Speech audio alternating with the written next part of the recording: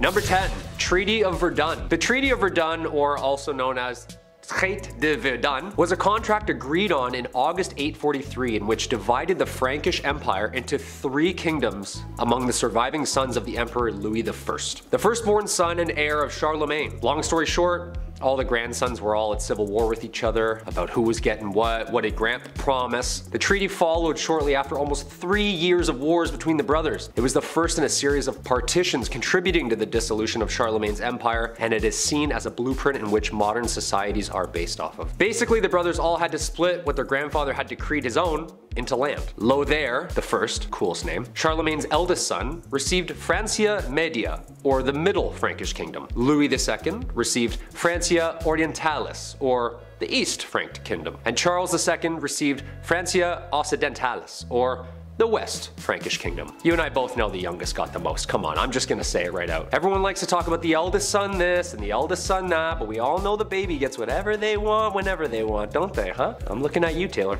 Come here, man. It's true, man. The baby gets everything. Middle child? This guy didn't even exist growing up. Didn't hear from him. Number 9, Underground Castle. Big Ched and I are currently replaying Ocarina of Time, so in honor of Hyrule, I gotta include this medieval castle. It was once a residence during the reign of King Henry III. This castle was actually discovered recently underneath a prison yard back in 2015. The old prison castle, we love those.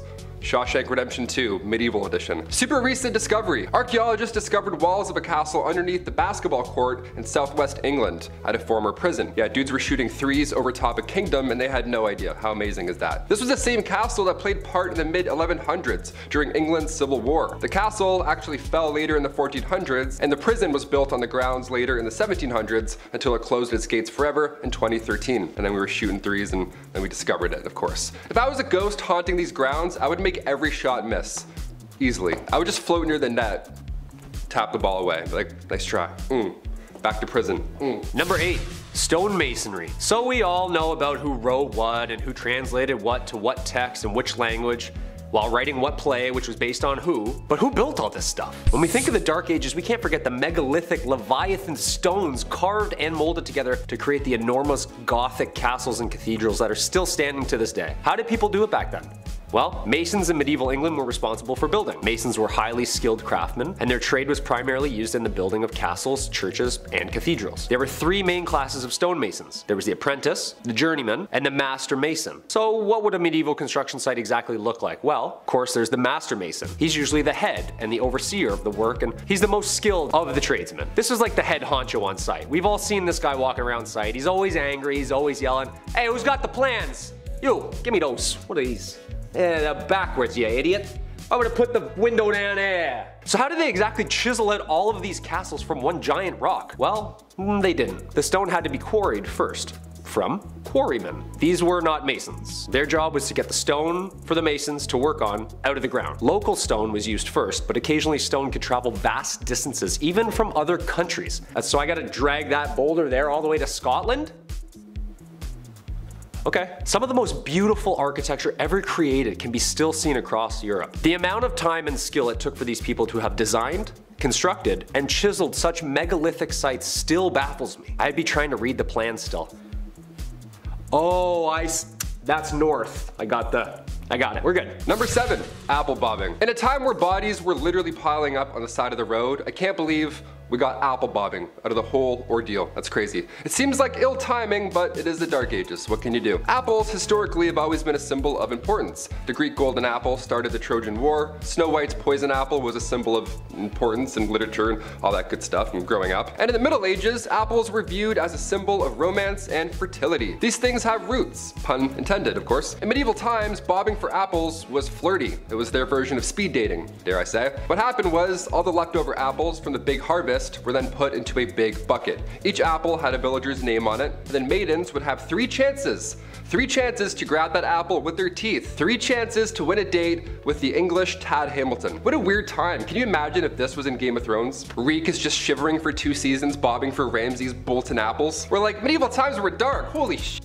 Number 6. The feudal system, aka feudalism, was a form of structure system existing in medieval Europe in which people would work and fight for nobles who gave them protection and land in return. A social, political system in which landowners would contractually bind tenants to exchange their goods, loyalty, and simple space for safety and comfort within the laws of those ruling. Basically, this is like our renter's agreement now. I'll give you a place to stay and some heat. You give me an unfathomable and overpriced amount of shillings for these extremely low ceilings. Yeah, talk about crooks, man. This system stayed in place for more than 1,000 years and managed to fizzle its way out of society somewhere in the 15th century. Not just anybody would ask to be signed to this deal. There was structure and there was order. There was a lord, aka the landowner, aka your landlord, allowing vassals, aka tenants, to rent the land by providing services, especially military services. Yeah, you can stay here, but once in a while we're gonna need you to dump a bunch of boiling water over that wall. Is that cool?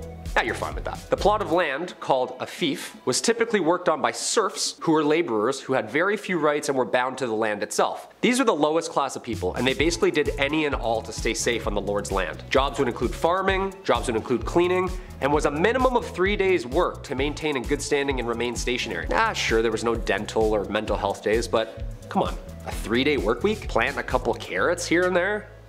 It doesn't seem that bad. Number 5, fear the dead. With The Walking Dead on their 47th season, I think it's time to take a peek into zombie history, shall we? And find out where this grim idea really started. Well, it's certainly not a new one, I'll tell you that for free. As far back as the early 1300s, residents were buried in the village of Warren Percy, where archaeologists discovered them many moons later, and they discovered marks on their bones. Cuts, burn marks, you name it. Apparently this was all done after they had passed away. But why? Scientists believe that these injuries inflicted after their untimely death were to prevent them from being reanimated, you know, coming back to life and haunting your village. To keep them in their graves, of course. Unless this dude did something to piss off an entire village that much, they were clearly afraid of this corpse coming back to haunt them. Number 4. Studia Generali. This period also saw the birth of what we call the modern university. This was a culmination of material translated and taught to provide a new infrastructure to scientific scholars. Some of these new universities were registered by the Holy Roman Empire as an institution of international excellence, giving it the title Studium Generali, or better known as Studia Generale. Most of the early Studia Generale were discovered in Italy, Spain, England, and France. These places of study were considered the most prestigious places of learning in all of Europe. I bet you the school hoodies were still so expensive. Just someone's old textbook with a mustache drawn on Marcus Aurelius. The listed number of institutions began to grow as new universities were founded throughout Europe. As early as the 13th century, scholars from the Studia Generali were encouraged to speak and lecture courses at other institutions within Europe to share documents and information, which led to the current academic culture seen in modern universities today. It's a TED Talk, come on. There had to be one cool professor back then, like the guy who lets the class teach itself, orders pizza, has tenure, and hates the monarchy. Number 3, medieval taverns. Say you want to grab a pint with the local lads. Where do you get an IPA in the Dark Ages? Where do we get a 6-pack of Arthurian ale? Well, this is the medieval ages, so instead of venturing through the woods to hopefully maybe find another town, just ask thy neighbor. That's right, in the Middle Ages, you could brew your own ale. No problem, no one's asking any questions. Give it a shot. In the late 12th century, baking bread was not freely permitted, but making ale in your basement was. I guess that's great. So the higher ups, the noble lords, they wouldn't care if you made ale and had a block party, but if you made a weak ale, or it was improperly measured and then distributed, then, and only then, do you get a fine. Arrest this man at once. Number 2, St. Patrick. St. Patrick was a 5th century Roman British Christian missionary and bishop in Ireland. Also known as the Apostle of Ireland, although he is the first apostle, having lived prior to the current laws of the Catholic Church. He is considered a saint in the Catholic Church and is regarded as the enlightener of Ireland. The dates of Patrick's life are not certain, but there is a consensus that he was active in Ireland during the 5th century, making his rounds as a missionary, speaking the good word of God. But let's get into what everyone talks about with this guy. The good stuff, like slamming a green Guinness or getting all the snakes out of Ireland. I mean, I love the structure and the faith and stuff, but also chasing every snake out of an entire country with a walking stick. Shoo! Shoo, you fool, you bleeding bleeder, go! Go! Do you know how big Ireland is? St. Patrick's Day is on March 17th, the supposed date of his death in 461 AD. It is enjoyed inside and outside Ireland as a religious and cultural holiday and remains a celebration of Ireland itself. And finally, number 1, dancing plague. A medieval plague, but make it groovy. Yeah, let's start dancing. That's right, the dancing plague. This was a real danger back in 1518. I'll try not to laugh, but I'll try. This was perhaps one of the weirdest events in history. Fra Trafea was the first victim of said plague. She was moving her body around frantically, so much so that it resembled a dance or something, in the middle of the Holy Roman Empire. And as if that wasn't weird already, dozens of others began to join. And then more, all moving their bodies with a similar, wacky, frantic twist. This was long before Chubby Checker came along, so we still have no idea what was going on here. Like, we're out of guesses at this point. This twist lasted for months. People were dropping on the spot. It was scary and confusing. In total, there were around 400 victims that fell to this mysterious illness. That's a lot of deaths. That's a lot of real deaths. This was documented in 16th century historical records, so I don't think the story is made up per se. No one would make this up. It's terrifying. A Catholic saint at the time, Saint Vitus, was believed to have the power to curse people with said dancing plague. What an amazing power also.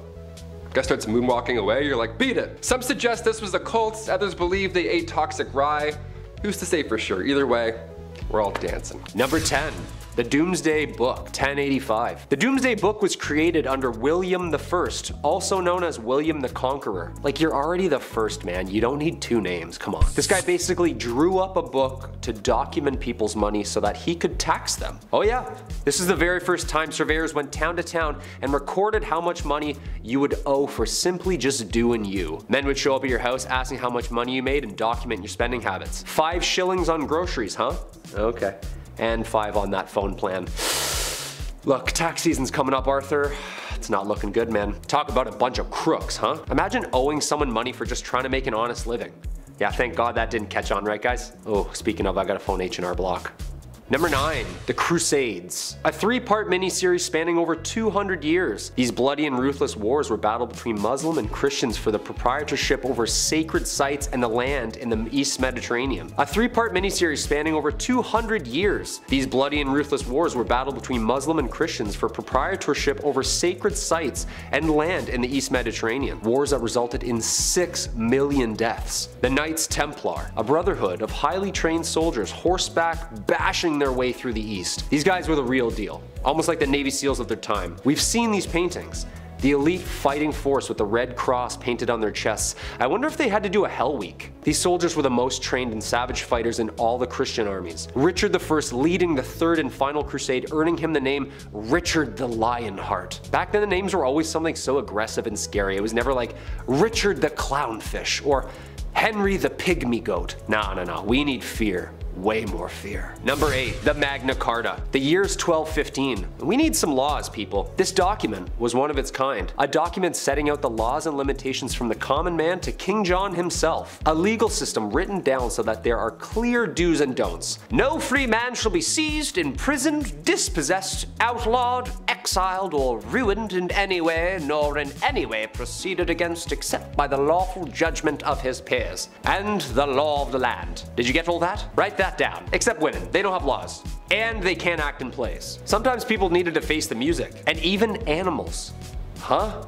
That's right, animals. Being tried in a court. A lively and popular event trying any law-breaking animal from goats to pigs to even chickens. Ladies and gentlemen of the court, did you, Mr. Feathersworth, peck the floor, yes or no? Objection, Your Honor, leading the witness. My brain can't fathom this, guys. Number 7. The Battle of Bannockburn. This infamous battle between Scotland and England was one of the most important battles of the Middle Ages. The end of the bloody war for independence. Basically, Scotland was like, yeah, we're gonna go over here and roll our R's. The gruesome wooden wars were caused by the English invading Scotland in 1296. A leader slowly rising the ranks, William Wallace, the guardian of the King of Scotland himself, holds off the English forces and is knighted a hero to Scotland. Unfortunately, like every hero back then, he was also hated. He was captured, hanged, drawn, and quartered. Like, why do you have to do all that after he dies? Like, he's dead.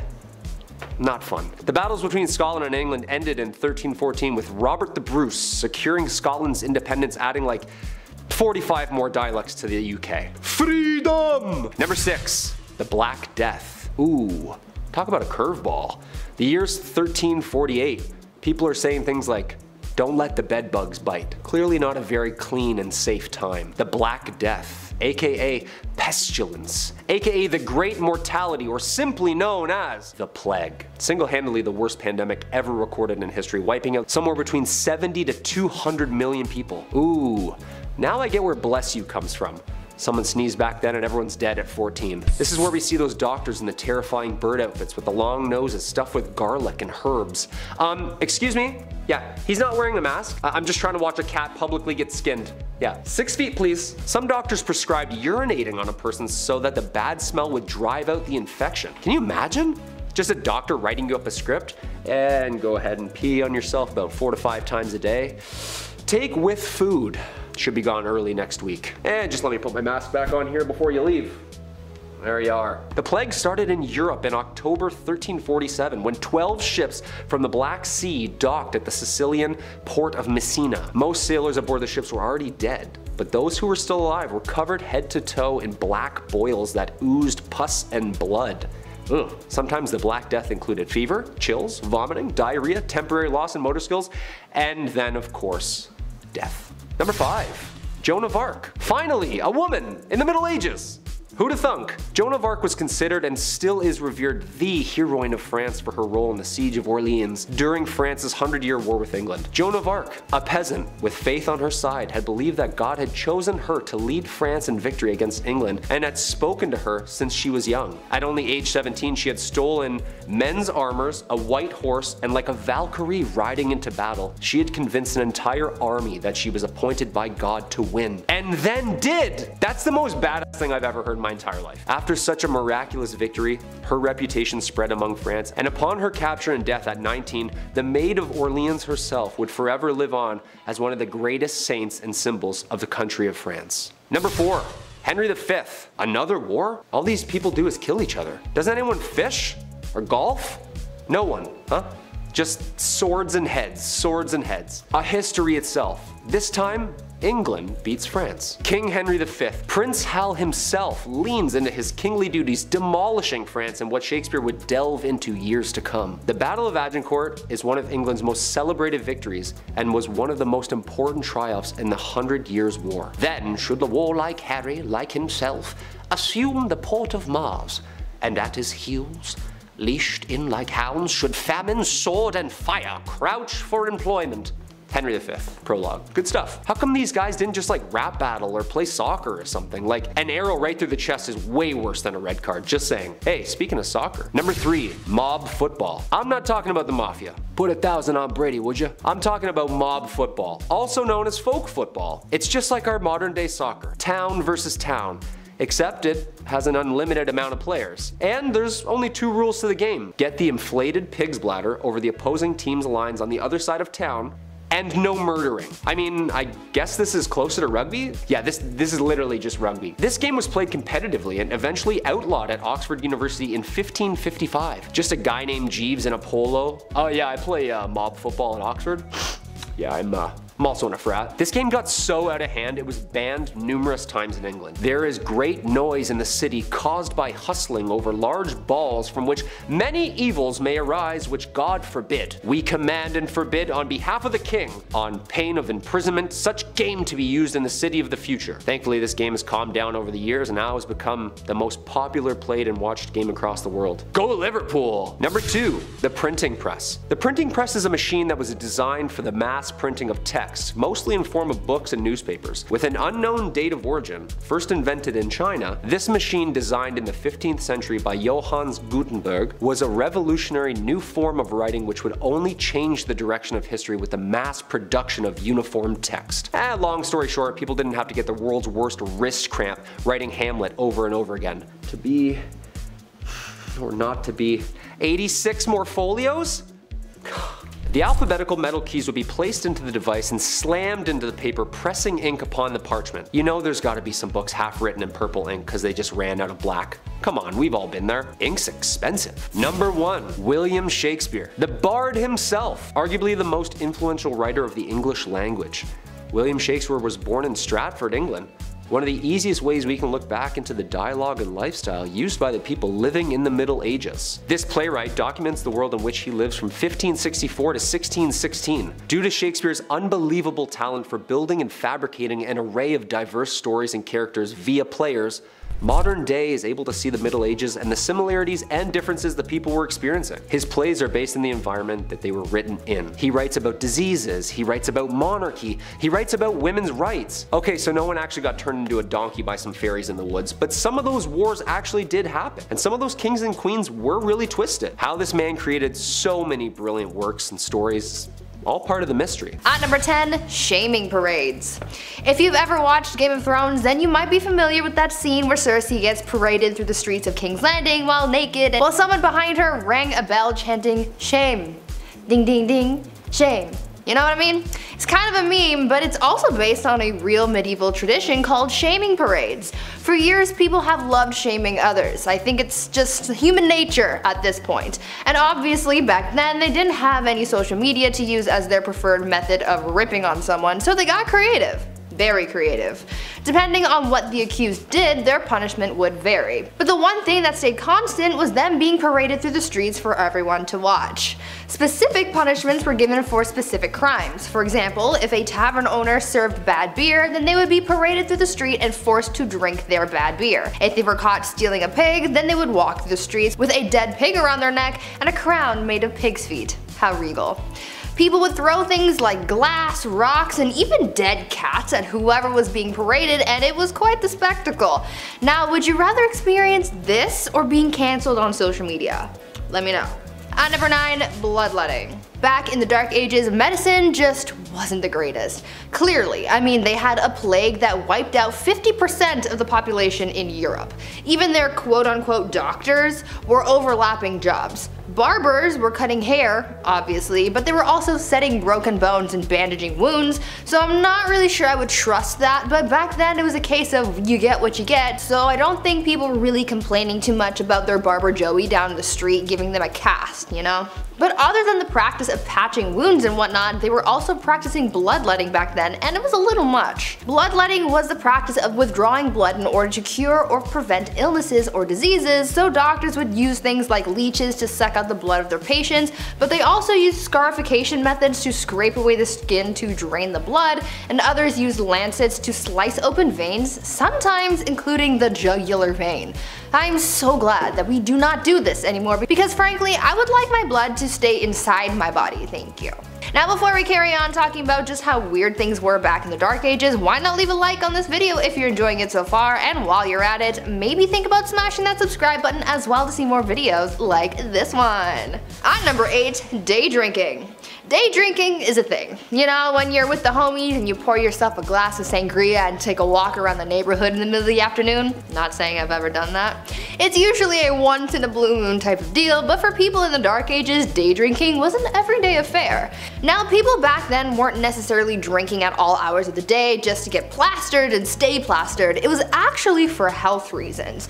You see, people tried to avoid drinking the water at all costs over fears of illness because the water just wasn't clean and wasn't safe to drink, so they turned to the next closest thing that they could drink, and that just so happened to be alcohol. Back then, it was common to drink large amounts of beer, cider, or wine, and it was common to be drunk all of the time. Thank God we can safely drink water now, because I don't think anyone could handle the hangover that came with all that heavy drinking. At number 7, no pleasure. The Dark Ages were heavily immersed in religion. In medieval Europe, they took Christianity very seriously, and people followed the church very closely. The mission of people back then was to live a good Christian life and to not commit any sins, but one of those sins was a little unfortunate when you look back on it. Back then, any sexual acts that were meant for pleasure and not for procreation was considered a sin. That meant that sexy time was reserved for furthering the population, and that's it. And if you did anything recreational, you would be getting a one-way ticket to hell. Along those same lines, it was also believed that female domination was also a sin, and so the woman could not get on top, or again, straight to hell with her.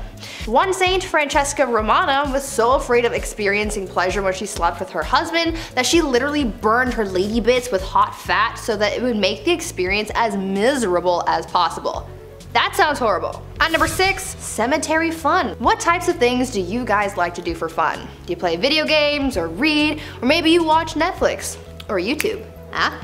And where do you like to go for fun? Maybe the mall or to your friend's house? Well, if you lived in the Dark Ages in Europe, you would go to the place that everyone goes for fun, the cemetery. Yep.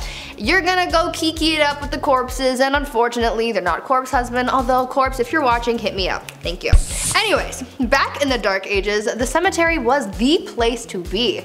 It was considered to be the social hub of the community. Back then, people held theater performances, elections, trials, and even set up businesses in the cemetery because the graveyard shops were exempt from taxes. There was quite a lot going on in the cemetery, but it was almost the equivalent of going to the mall. But I want you guys to tell me if you would ever be like the people in the Dark Ages and just go to the cemetery for fun. At number 5, an eye for an eye. When it came to the legal process in medieval Europe, things weren't always fair. I mean, they tried women for being witches and prosecuted animals for various crimes. Their punishments were sometimes swift and just, and other times they weren't. People back then believed that when found guilty of a crime, there were worse punishments than losing a hand or something. As I mentioned a little earlier, they were quite fond of public humiliation, but they also believed in issuing fines and even kicking someone out of the community altogether. If someone was found guilty of a violent crime, then they would be subjected to punishment that would cause them pain as well, but not to teach them a lesson, but rather to brandish them so that they would be recognized as a person in the community who did that one thing to that one person, you know? Since these people were very religious, they also had to make up with God for whatever crime they committed as well, so usually that would involve fasting, and then it would be up to Sky Daddy to determine if further punishment was needed. At number 4, the king's evil. Being a king or queen in the Dark Ages might seem like a pretty cool job, but I don't really think it was. With the rivalries these people had, they were at risk of being assassinated in one way or another, they had to worry about their bloodlines, and of course the thing that everyone had to deal with, illness. Some kings, to help out their people, were tasked with healing an illness called the king's evil, and you're probably wondering, well, these kings weren't doctors, how did they cure illness? And to that I say, well, they touched it, of course. This whole thing started in the 11th century when Edward the Confessor became known for touching a person suffering from scrofula, aka the king's evil, and they cured them. People thought that this was a miracle, and so for hundreds of years after that, English and French monarchs were tasked with touching the sick to cure them of this illness because the monarchs were believed to be an incarnation of the divine. At number 3, toothworms. If you're one of those people who really hate going to the dentist, just be glad that you didn't have to go to the dentist during the Dark Ages, because that was an absolute nightmare and a half. Not only do they not have any proper medication or anesthetics, but you could also get the worst diagnosis your dentist could ever give you, and that was a diagnosis of an infection of toothworms. They believed that people could be infected with toothworms that caused a tooth to decay, and that pits and holes in the tooth were home to a worm that looked like a tiny eel. What's worse than the diagnosis, however, is the removal process. They didn't want to pull out the tooth that was supposedly infected with these tiny worms, so instead they used a more holistic approach. A method that they would use to rid the worm would be to take a candle made out of sheep's fat and various seeds, and then they would hold it as close to the tooth as possible so that the worm would run from the heat and fall into a little dish of water that was being held beneath the patient's mouth. That sounds like a horrible trip to the dentist, that's for sure. At number 2, judging tears. In modern times, somehow we've come up with this idea that only girls are allowed to cry. I think that's pretty BS, and it's healthy for everyone to express their emotions, and funnily enough, they believed the same thing back in the Dark Ages. Back then, everyone was expected to cry freely, but the strange part of all this is the fact that people judged how others cried. Their tears would be judged on quantity, duration of crying, and frequency as well. They took their tears pretty seriously. Obviously, when someone was crying because of some kind of loss, it was pretty much nothing, but if they saw someone else crying for a different or unexplained reason, this was believed to have been a different kind of tears called the gift of tears. They believed that this was a sign that someone was thinking of Jesus and his suffering, and that they were so overcome with emotion that they were moved to tears, and this was also considered a gift from God. As long as someone's crying wasn't too loud, they didn't cry too much, and it didn't disturb anyone, especially during a church service, they were just considered particularly devout. And finally, at number 1, pee readings. This Dark Age tradition is probably one of the strangest ones I have ever heard, and you might come to think the same thing. In medieval England, people were known to get diagnosed based on their pee. Back then, they believed that the consistency, color, and taste of someone's pee could diagnose someone's ailments. They took this method of diagnosis so seriously that they published books for the wealthy so that they could do the practice at home, and these books included illustrations and color charts so that they could judge their own pee. According to their text, if your pee was white, then it was the ideal color and that meant everything was working properly. If it was wine colored like blue or black, then that meant that something was very wrong, and if it was green, then you were basically on your last leg and you should probably get your will in order. Now, I'm not sure how accurate these readings actually were since medicine was basically non-existent back then, but they tried their best with what they had, I guess. However, I'm pretty sure you don't need a book to tell you that your wine-colored pee is a bad thing. At number 10, fashion. Back in the Dark Ages, fashion and high-quality clothing were a symbol of status in society. For the elite, it was their way of displaying their wealth and high status over the poorer population. Because this meant so much to them, obviously they had to go above and beyond with their looks, and oh boy, did they take things to a whole new level. Everything was super exaggerated. For women, they just wore the finest dresses, but for men, that's where things got spicy. Male fashion was quite something. They would often wear dangerously short tunics with tights and belts to really snatch their waists, followed by the codpiece to really accentuate things down under, you know? But their shoes! Don't even get me started on their shoes. They wore some seriously pointy shoes, and to them, the longer and pointier, the better. Their elf-looking kicks were really what screamed, "I'm better than you" to the rest of the public. Some shoes were so long that they had to be reinforced with whalebone to keep their shape. These people looked pretty ridiculous, at least to our modern standards, but back then wearing pointy shoes and tunics with the codpiece was like the equivalent to wearing a full Gucci fit. At number 9, helmeted chickens. In the Dark Ages, peasants didn't really get the best food. The good stuff was more so saved for the members of the elite, and these people ate some good stuff. I mean, to us it's weird, but to them it was finger-licking good. Speaking of finger-licking good though, let me tell you about one of their weirdest foods, helmeted chicken. No, it wasn't a special chicken that was prepared with special ingredients or whatever. It was literally what the name is, a helmeted chicken, aka a chicken with a helmet on. I know, weird, right? This was a theatrical dish to say the least. It featured a regular old cooked chicken that was stitched to a pig like it was riding on its back, and to add a special little something something, the cooks would fashion a tiny helmet to make it look like a guard or knight for whatever lord or king that they were serving this bizarre dish to. This was a fan favorite because of how extravagant it was, but that trend sort of lived and died in the Dark Ages because you can't catch any chef doing something like that these days. Gordon Ramsay would have a fit over this one. Before I carry on telling you guys about all of the weird and crazy things that people did back in the Dark Ages, I would first like to ask you guys to leave a like on this video if you're enjoying it so far, and also consider subscribing as well to see more videos like this one. At number 8, beautiful death. Death was kind of a big deal in the Dark Ages. Sounds weird, but you also have to take into account the fact that the average life expectancy was only about 30 years old, so really, you didn't have long.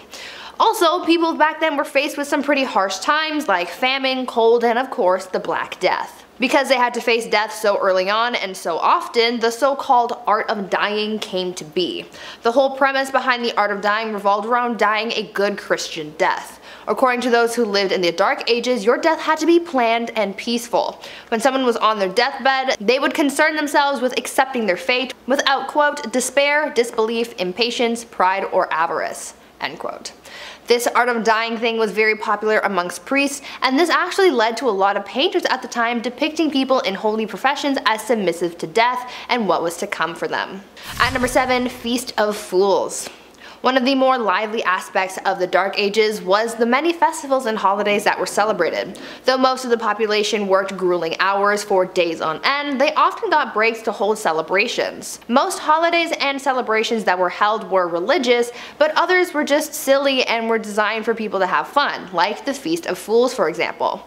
The Feast of Fools was held in early January and was inspired by the pagan festival of Saturnalia. This was a pretty interesting festival because it involved swapping the highest respected officials with serving maids, and they became masters and were crowned kings of misrule. This festival first started as something confined to the church, but soon it became a bigger affair with parades, comic performances, music, costumes, and even drag. These people really liked their festivals. Another pretty weird festival that they held was the Festival of the Ass, where a young girl carrying a child would ride on the back of a donkey into a church, and during the service, instead of saying amen, they would say hee-haw like a donkey. I know, bizarre, right? At number 6, soccer. These days, people regard soccer or football as a modern European sport, and though it is popular in these modern times, it turns out that the sport has been around a lot longer than you might think. Soccer was first played back in the Dark Ages, however, it is very different from the soccer that we know today. Back then, the sport didn't even really have a name, and there were no rules either. The only thing that people followed when playing the game was the objective of winning. Back then, you were allowed to win by any means necessary, besides deliberately offing people, of course. Back then, soccer became known as a pretty brutal sport. It was violent, chaotic, bloody, and sometimes even deadly.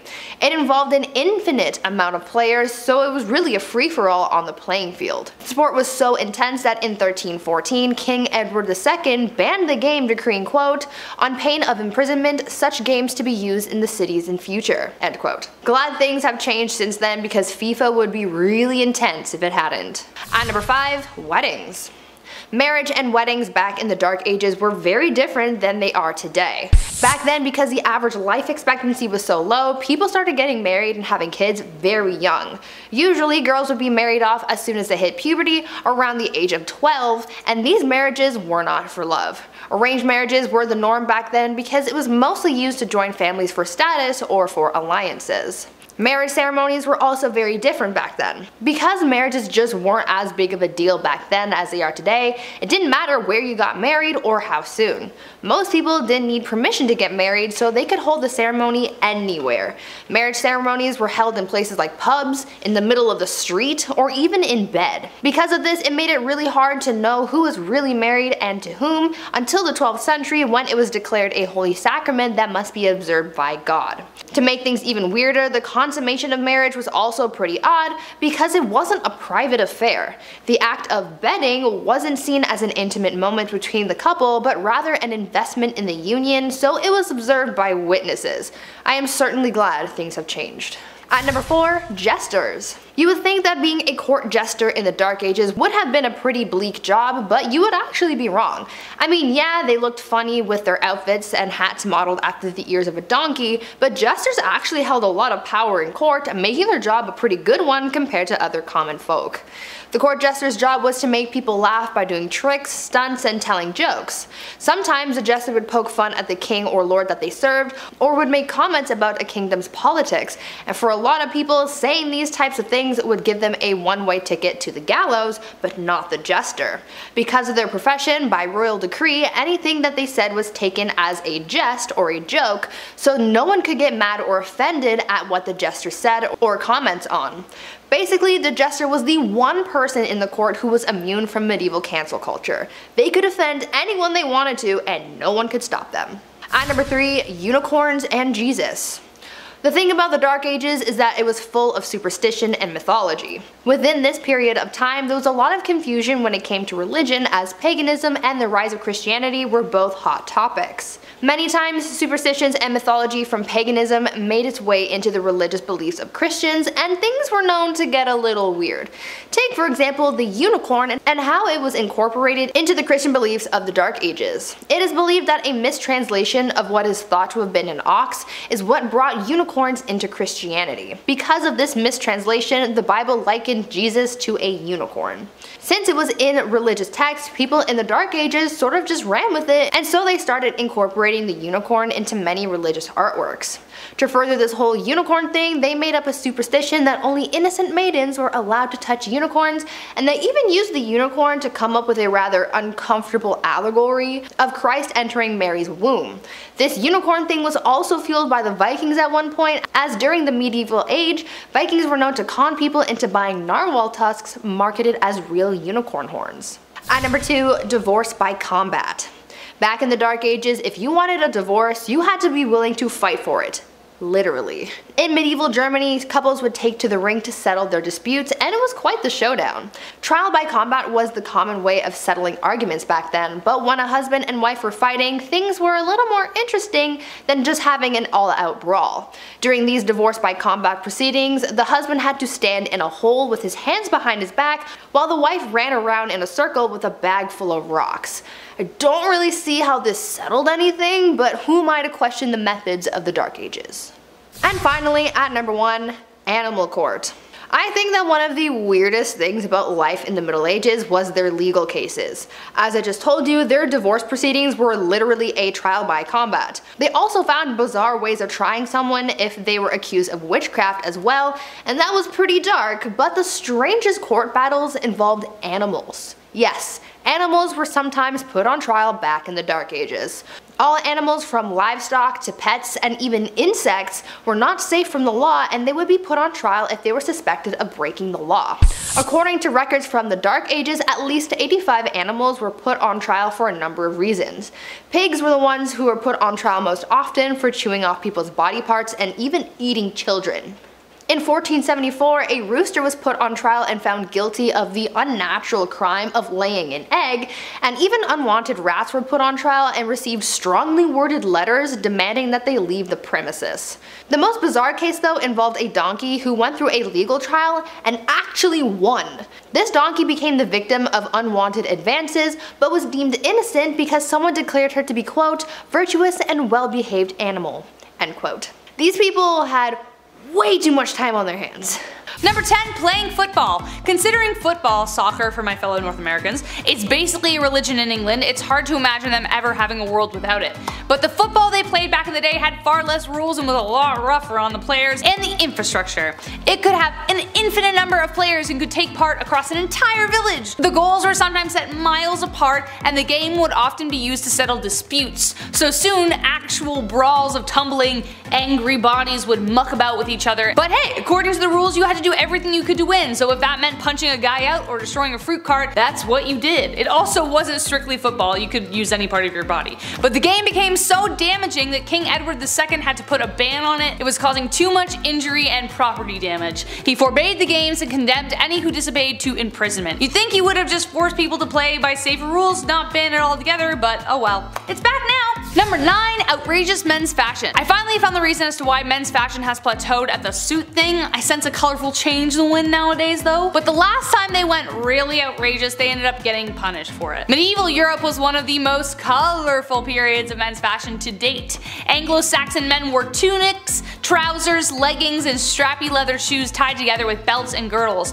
Oh, but that's not all. Oh no, that's not all. Cod pieces were introduced later on. What is a cod piece, you ask? It was a piece of flair that men used to use to advertise their endowment, as it were. As you can suspect, they got quite big. As did their shoes. The longer the shoes, the richer you appeared, and the more pronounced the cod piece, well, I think you get the point. Men who wore pointier shoes had a higher social position, some shoes were longer, anyways. But from 1337 onwards, laws were passed to preserve decency. No one was to wear a tunic that did not cover their buttocks or genitals. Offenders were fined 20 shillings, which was around £700 today, or roughly $1,400 Canadian. Number 8, swans. This is actually a thing, and it has been since the 12th century England. It must be kind of weird just partly being born into the royal family, becoming queen and king, and being told, yes, you own all of England, and you own all of the swans. What? Yes, you have to attend the swan upping. What the heck is that? Well, since the 12th century, the English crown has owned all wild, mute swans in open water. Over time, they allowed other select individuals to have some swans.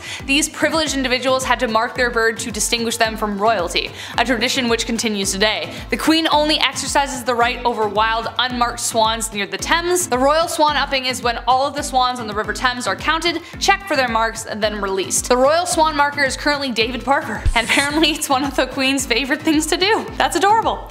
Number 7. Medieval masks. Now, to go with laws that make no sense, there are punishments that also make no sense. There is a sweet satisfaction satisfaction in seeing someone with egg all over their face, I'll admit. Which is why people in the Middle Ages like to serve out punishments that dealt out a good deal of embarrassment. Which is why, for non-violent crimes, people went all out. One comical form of punishment was making criminals wear terrifying masks that were terrifying to look at. They were either paraded around town or placed in the stocks to frighten babies and passerbys. They also made crime-specific badges that you had to wear for the rest of your life. One such badge was a depiction of two huge red tongues, bigger than your hand, which indicated perjury. Good luck getting a date or a job with that one. Number 6. Scold's bridle. And with the theme of odd laws, we continue with some pretty weird punishments. This one also ties into a little one we're going to talk about later, see if you can guess. Don't scroll. The scold's bridle was a terrifying looking contraption that was built to punish women who ran their mouths. That's right, it was a crime as a woman to have an opinion, or to basically say anything anyone didn't like. They were largely designed to humiliate women who wore them,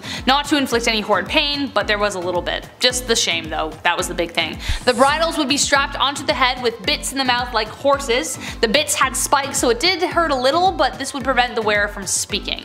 They were expected to parade around in this medieval headwear for 12 hours so that they would learn their lesson. Number 5. Witchcraft. All the way back in 1542, the UK Parliament passed the Witchcraft Act, which condemned anyone who practiced the art to death. It was repealed 5 years later, then reinstated with flair in 1562, meaning they added more oomph to it. This led to many women being sentenced to gruesome interrogations, trials, and death punishments such as burning at the stake. How does one know that someone was a witch? Well, point 1. They look like one to you. 2. If you threw a hog-tied woman into a pond and she floated, she was a witch. Number 3. You're a woman and financially independent. Number 4. You're old. Honestly, the list goes on. Anyone could be accused of being a witch. If someone wanted an easy way to get rid of you, they could just whisper in someone's ear that you bewitched them when they were dreaming. Number 4. Failure to entertain. Today, if a comedian doesn't make us laugh or we don't enjoy a TV show, we just change the channel. But back in medieval times, failure to entertain the king or queen could result in your death. Nicholas Ferial was one of the most famous jesters in history, for instance, known as Triboulet. He entertained King Louis XII and Francis I in France during the 1400s. He was born with a smaller head and brain than other children, which affected his neurological and physical appearance. The king seemed to be amused by this, and so he served as his jester. He wasn't academically smart, but boy was he witty. But sometimes his wit took him too far. This got him eventually into trouble, and Francis I decided to have him executed. Why he didn't just fire him and kick him out in the first place, no idea. He must have said something that really towed the line. But everything was extreme back then, keep in mind. But the king asked him how would he like to die, and Triboulet cleverly replied, old age. This broke the king's foul mood because damn, it was a good joke, and had him exiled from the realm instead.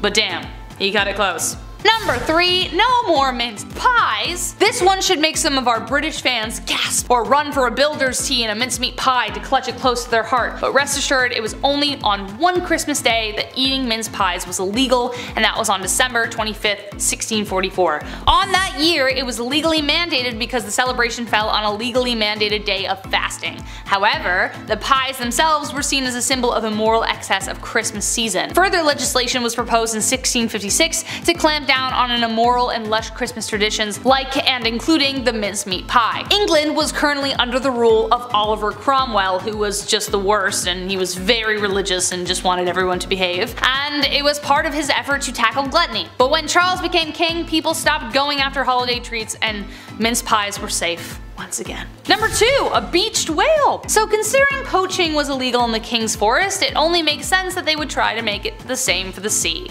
Back then they really ate everything they could get their hands on, from lamprey to goose to porpoise and now whale. Whales were seen as a royal fish, and if one washed up on shore they automatically became the property of the royals in charge. The law was passed by Edward II in 1324 because he just loved whales. He decreed that all whales, sturgeons, dolphins, and porpoises caught within 5k of shore were considered royal fish. Their meat and oil fetched a lot of money at the markets, and the rich liked to covet it for their own, so it was for selfish reasons that he made this rule. But funny enough, the law has never been repealed, and you need to ask Queen Liz for permission to sell it, though I doubt she'd say no. Number 1. Animal trials. So it turns out that not only were humans punished if they did something illegal, it was also animals as well. In medieval times apparently it was a regular thing to put animals on the stand. Everything from hogs, beetles, rats, mice, cockerels, you name it. Absolute craziness. In the 14th century, local people even prosecuted Spanish flies Flies! They have no control, they don't even know what they're doing. Spanish flies were dangerous to livestock and would ruin vegetation. Needless to say, they weren't well liked. So, they were appointed a lawyer and given great dignity in court, though the verdict was obviously not favorable because they couldn't speak for themselves. They were condemned and banished from a plot of land. It was believed that animals who committed a crime were possessed by the devil, and to let them go unpunished would give the devil permission to take over human affairs. So they would like literally hang pigs by nooses to punish them. Did the flies actually ever come back? Probably, but at least the humans felt better about it. And I think we can all agree, given the choice, we would much prefer to live right now. Starting our list off at number 10. Don't steal crops. In medieval times, stealing crops was considered a very serious crime, as funny as it may seem in your head. See a guy grab a vegetable and run away. Crops were a vital source of food and income for farmers and communities. There's no Uber Eats back then, alright? Somebody steals your tomatoes, you're fucked. In some cases, the punishment might be a fine or restitution paid for the victim, while in more serious cases, the thief might be subjected to public humiliation or physical punishment, such as whipping or branding. Yeah, branding somebody publicly, all because you ate the wrong apple off the wrong tree. Repeat offenders might of course face more severe punishments because something's afoot here, okay? We're not buying your story this time. Such as imprisonment or banishment from the community. Yeah, banishment. Just get out of here. Next village. See ya. Overall, stealing crops was not taken lightly in medieval society at all, and it could result in significant consequences for the offender. Branded, getting branded because you stole a crop. That's embarrassing almost. Number 9, don't steal at all. Yeah, let's rewind the clocks back a bit more. Don't take anything ever. How's that sound? Sweden's Bjarki laws were a set of Viking-era laws that governed maritime trade and piracy. Now, they were enacted in 832 AD, pretty old school, and they included punishments for various crimes, including theft and piracy. The punishment for stealing in a Viking society, it of course varied depending on the severity of the crime, the value of the stolen goods, and or the social status of the offender. But for minor thefts, the offender might be required to pay restitution or make amends to the victim. This could involve returning the stolen goods, paying a fine to them directly, or performing a service for them. You're basically a slave for them. For more serious offenses such as repeated thefts or stealing from a chieftain, the punishment might be more harsh. And this is where we get into the nitty-gritty of our list. Here, the offender might be stripped of their social status, exiled from the community, or even killed, the worst of the worst. Now, in some cases, the punishment for stealing could also involve public shaming. That in the Viking era, I didn't want to know what that would look like. The offender might be paraded through the community or subjected to other forms of humiliation. Yeah, we'll get to the lung stuff a little bit later on. Slowly but surely we'll get there. You have to start at theft and then work our way to the lunging and the horrible knee-breaking stuff. Number 8, arson. Capital punishment was a common punishment for arson in the medieval age. Sounds a bit harsh, but hear me out. Last time I was on this channel, I was talking about the Great Fire of 1666. It took 15 lives, but ultimately this fire, it forced officials to rebuild a great part of the city, restructured everything. This changed history. Fire in medieval towns equals trouble. It's gonna spread quite fast. A lot of wood, a lot of woody stuff. So if you were found guilty for arson, well, buddy, you're screwed. Arson, the deliberate setting of fire to property, it was considered a serious crime and was often punished severely in order to deter others from committing similar crimes, right? In some cases, arsonists were killed by hanging or they were burned themselves at the stake. Yeah, burning at the stake was a particularly gruesome form of capital punishment in which the accused was tied to a post or a stake and then they were set on fire. Again, this is all a public affair. People came out to watch this. Horrible.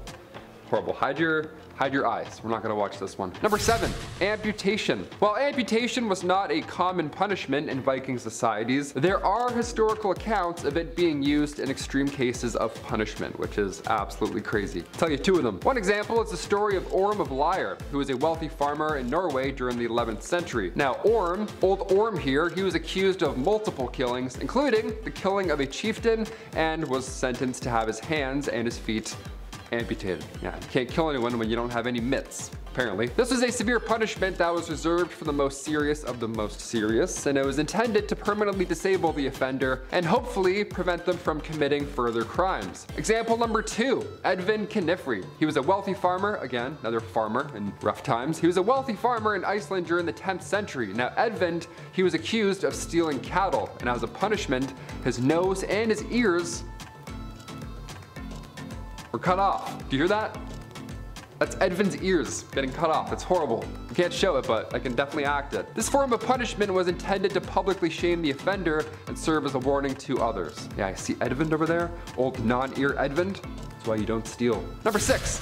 Slavery. Slavery, of course, was a common practice in Viking or medieval societies, and it was often used as a punishment for crimes such as theft, piracy, and debt. As I said earlier, if you steal enough stuff, you owe people far too much. Now they own you. According to the Bjarki laws, a set of Viking era laws governed in 832, I mentioned that earlier as well, individuals who were unable to pay their debts could and will be sold into slavery. Yeah, you gotta pay some way. Vikings also engaged in the slave trade. They captured individuals during these raids and they sold them as slaves in markets across Europe and the Middle East. Slavery was an integral part of the Viking economy, and many Viking households had slaves actively who were performing various tasks such as farming, household chores, and even military service. The treatment of slaves in Viking societies varied depending on the individual owner, but slaves were generally considered property and had few legal rights. Yeah, we don't look at that often when we look at medieval history. We often just imagine guys like me with big beards, you know?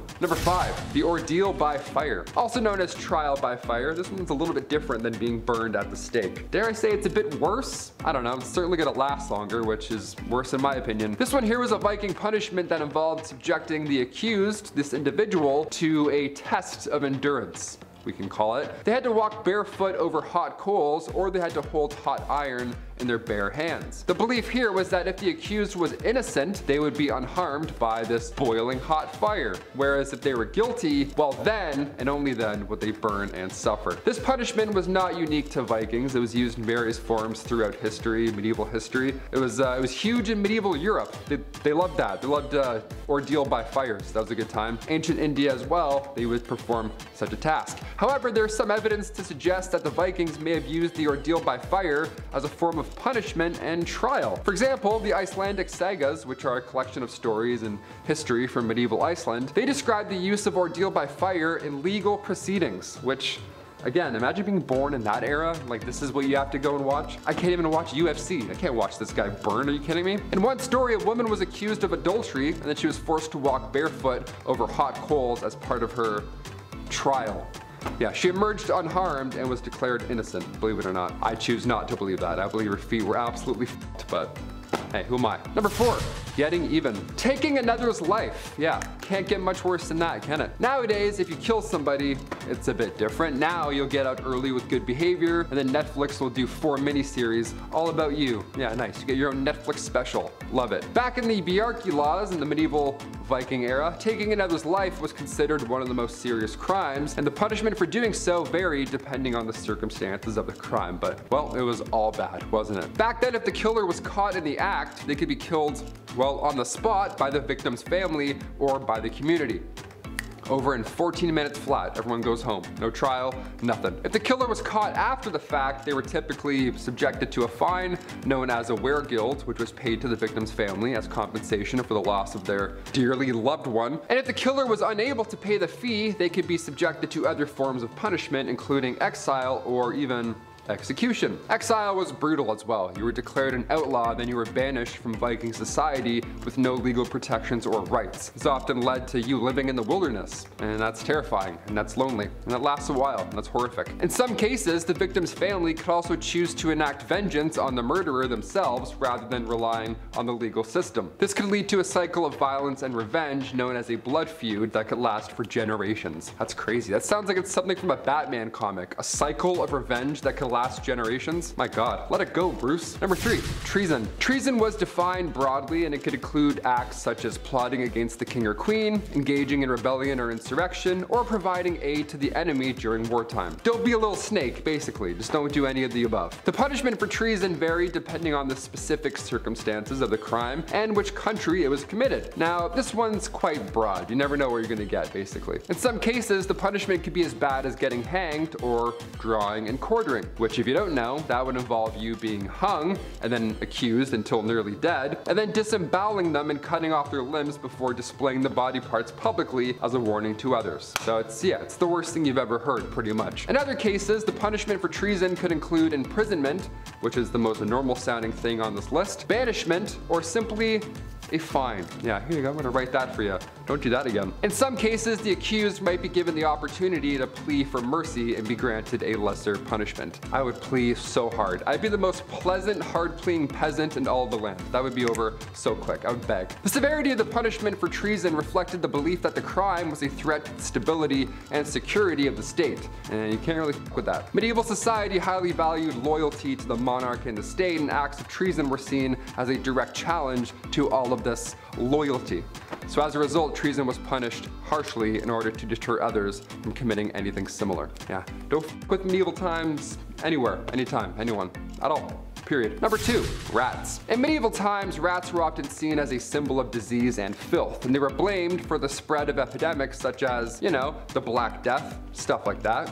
Gross little hairballs. As a result, rats were sometimes used in punishments in order to deter others from committing crimes because, well, they're disgusting. Nobody wants that to happen to them, right? One common punishment was to tie a rat to a person's body, place a metal bucket over top, heat up said bucket so the rat is then forced to burrow into the victim's flesh to escape.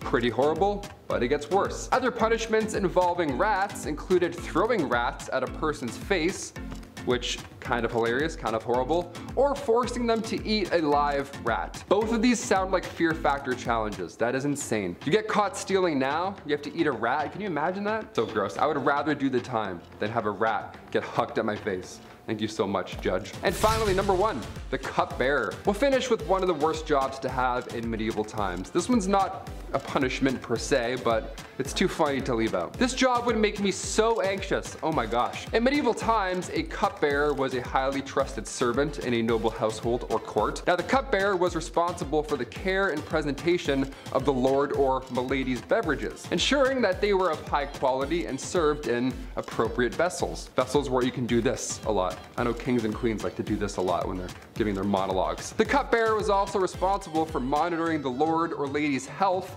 as their beverage could be laced with, you guessed it, poison.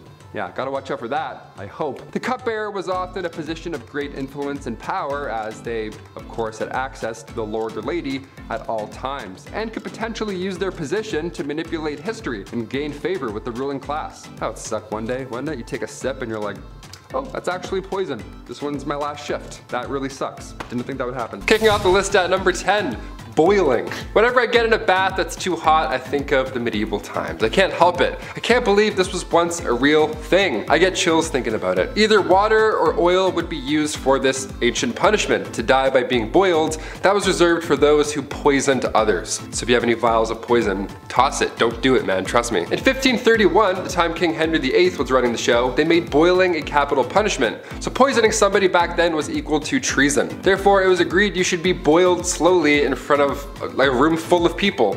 I would say that's the worst, but I know what's also to come on this list. Number 9. Water. Taking a step away from the worst physical thing one could possibly go through, let's take a look at how far the mind will go before it too breaks. Sensory deprivation is still around today. In fact, there's many who pay for it. Yeah, they lie in a dark tub full of salt, then they float and listen to Childish Gambino. It's a magical experience. Your senses are powerful, especially combined with water. So this dripping machine, this old water punishment, that was just all bad. You had ice cold water dripping on your forehead and your face over and over for hours and hours. Drops would be at different random times so you can predict it as well. My toes are wiggling while I'm talking about this. This is making me anxious right now. In medieval times, they would tie you down and then using a horn, a big ass funnel, they would pour 9 pints of water down your throat. So water is horrible in many ways. Number 8, fire. Can't talk about medieval punishments without mentioning this witchy classic. Commonly practiced in Babylonia and ancient Israel, then later on in Europe with the classic witch hunts, burning at the stake didn't come from churches, like many believe. They didn't call the shots there at all. That was mainly how small towns settled local beef. Yeah, by burning at the stake, instead of just like a fist fight at the park. Burning at the stake came in full swing way back in 1431 in France. French disbelievers like Joan of Arc, they were burned at the stake. It was crazy that they actually did this as a form of punishment. This is one of the worst medieval punishments, and believe me, there's a little bit of a silver lining here. It was quicker than most. Sometimes. Gunpowder was sometimes used so that the burning and stuff would be much faster and brighter and louder and much more horrible. A lot worse on paper, but a lot faster. So honestly, I think it's better. History is insane. Another red-hot punishment used in medieval times was when the accused had to hold a red-hot iron bar and then walk a few steps with it. A red-hot iron bar, your hands were literally toast at that point. Here's where it gets even worse though. 3 days later, the accused would come back to the court, and then when the bandages were removed, if their hands were healing, they started to heal, they were deemed innocent. They were on the path to goodness and whatever. If their hands were still in horrible condition from, say, I don't know, holding a red-hot iron bar, then they were pronounced guilty. That's how the courts worked back then. Number 7, the rack. On to something not so hot and fast, but rather dull and slow. The rack is surprisingly well known. It was originally introduced to the Tower of London around 1420. The Duke of Exeter referred to this device as his daughter. What a weirdo. It's like guys who call their car like she. It's like, okay, just a little bit too close to your automobile, man. Relax. It was an open bed frame type device where your ankles were tied at the bottom and your hands were tied at the top. Already we're off to a horrible start. It was horizontal as well, and sometimes it was up. It was all bad. It would just leave you hanging by these ropes, and these ropes were slowly tightened more and more, obviously causing some problems to muscles and joints that were, holding things in place. This was done to extract information. This is also one of the worst things I've heard. Even getting tickled like this would be horrible. I couldn't even imagine. I make jokes because I'm uncomfortable. Honestly, hit that thumbs up to spread some good vibes because we're not even halfway done, folks. Number 6, molten metal. This was another form of capital punishment, and if you've seen Game of Thrones, it'll ring a familiar bell. A few of these do, actually. Yikes. Metal would be heated up in a cauldron for a long time to the point where it was liquid. It was molten metal, just a soup of minerals. Look, we said this video wasn't for the faint-hearted, and here at Bumblebee, we like to keep that promise. They would then pour the molten metal on your head, or more commonly known, they pour it down the throat of the accused. Obviously, it wasn't done as a method to extract information, it was done to brutally end someone's life. Because they're not talking after that, of course. Execution by molten metal was supposedly done to a wealthy Roman general, Marcus Licinius Crassus, back in ancient times. The metal would burn your muscles and skin, literally cooking it, and then after a few moments, it would harden. Bad, not good. Number 5. Keel hauling. Not to be confused with Kegels, keel hauling was reserved for the worst of the worst at sea.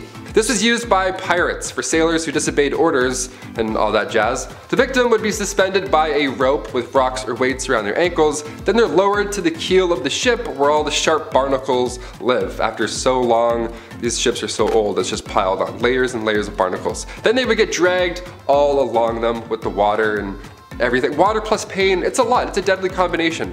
Anything to do with barnacles in the sea, no chance. I'll literally tell you anything, Blackbeard. Anything. Number 4, solitary confinement. This is a kind of punishment that still exists in our modern society, but it can truly be one of the worst punishments out there because of the type of psychological distress that it causes. We were all just in a pandemic for so long. We got so bored and we had Netflix and iPads and whatevers. I can't even imagine this back in the day. Basically, it's a prisoner living in a single cell with little to no contact with anybody else. Not even like a guard or anything rattling keys like in the old times. It was just nothing. No one would even check on them. There are many stories about people being locked up for so long they forget about their families, and some people have gone away to solitary confinement for so long that once they're out, they just forget how to speak, really. They forget how to be a human and interact in the real world. Solitary confinement and the negative effects that it has on a person is becoming a wider topic of conversation because of the effects on a person's mental well-being, and it's a topic for a lot of human rights organizations. Back in medieval times, solitary confinement was literally just a room made of stones. It was pitch black, freezing cold, you were tucked away below some janky castle, and most of the time you weren't really alone. In the dark, nibbling away at your little piggies were, number 3, rats. Another Game of Thrones classic. If you're a rat person, I know there's a lot of people who do tricks with their pet rat. That's cool, but maybe cover Stuart Little's eyes for this one. Rats as a medieval punishment, where do I even start? Okay, this one was a punishment for the rats at the same time. What was once called a rat trap involved a man or woman being tied down to something, and then a metal enclosure would be strapped down to their chest or their stomach. Now inside this metal enclosure, there's rats, which are also just loose walking around, and the person can feel them, the little feet walking around in their skin. And this is when the person instilling the punishment begins heating the other end of the metal enclosure. Historically, it was hot coals that were usually placed on top, or there's a fire underneath, which quickly creates a hot environment for the rats inside. From there, the rats begin frantically searching for a way out, but because it's made of metal and they can't bite through that, they find your skin, and then that they can obviously bite through. So you can paint the picture in your head. It's disgusting. Number 2, the breaking wheel. The breaking wheel is literally just a large disc, a pirate ship wheel almost, just lying there, where somebody is then tied to it and everybody else just hammers them and beats the shit out of them over and over. But of course, since we're talking about medieval times, everything has to be a show and whatnot, so once the accused was beaten and then presumed dead, the wheel would lift up and turn just to show everybody what's up. Another way to use the breaking wheel, yep, there was more than one, again, creative folks back then, they would tie a person to the wheel and then continue to rotate it, and then all the ropes below would get tighter and tighter and twist. Kind of like the rack, but with a literal twist. And finally coming in at number 1, the brazen bull. This one takes the rat's problem and then makes it a you problem. Out of all the ones on this list, the brazen bull is the last one that I would do. Straight up haunting. It's also been referred to as a Sicilian bull, and basically it's not too complex. There is a bronze sculpture, often in the shape of, you guessed it, a bull. But in medieval times, it was just a big closed cauldron, and usually it was large enough to fit a person inside. Yeah, this was in a Saw movie too, I believe. That's how you know it's a good one, when it's in the movie Saw. So once the person was locked inside or it was leaned over so they couldn't get out, a fire would then be set underneath this bull, and then you can probably figure out the rest in your head. They would even engineer the bull so that when somebody screamed, it sounded like a bull's. At number 10, baby night. I know that when someone asks a little kid what they want to be when they grow up, some of them might respond with saying something like a princess or a cowboy or a knight, but back in the medieval age, kids were really becoming knights, not just when they grew up. Knights started training when they were between the ages of 7 and 10, so their childhoods were pretty short-lived. In this day and age, kids that age are starting elementary school and are still too short to ride most rides at the theme park, but back in the day, they were being trained to go off to war. Sounds like a pretty sucky situation, but it gets even worse when you realize that most of these young knights didn't even get a choice in the matter.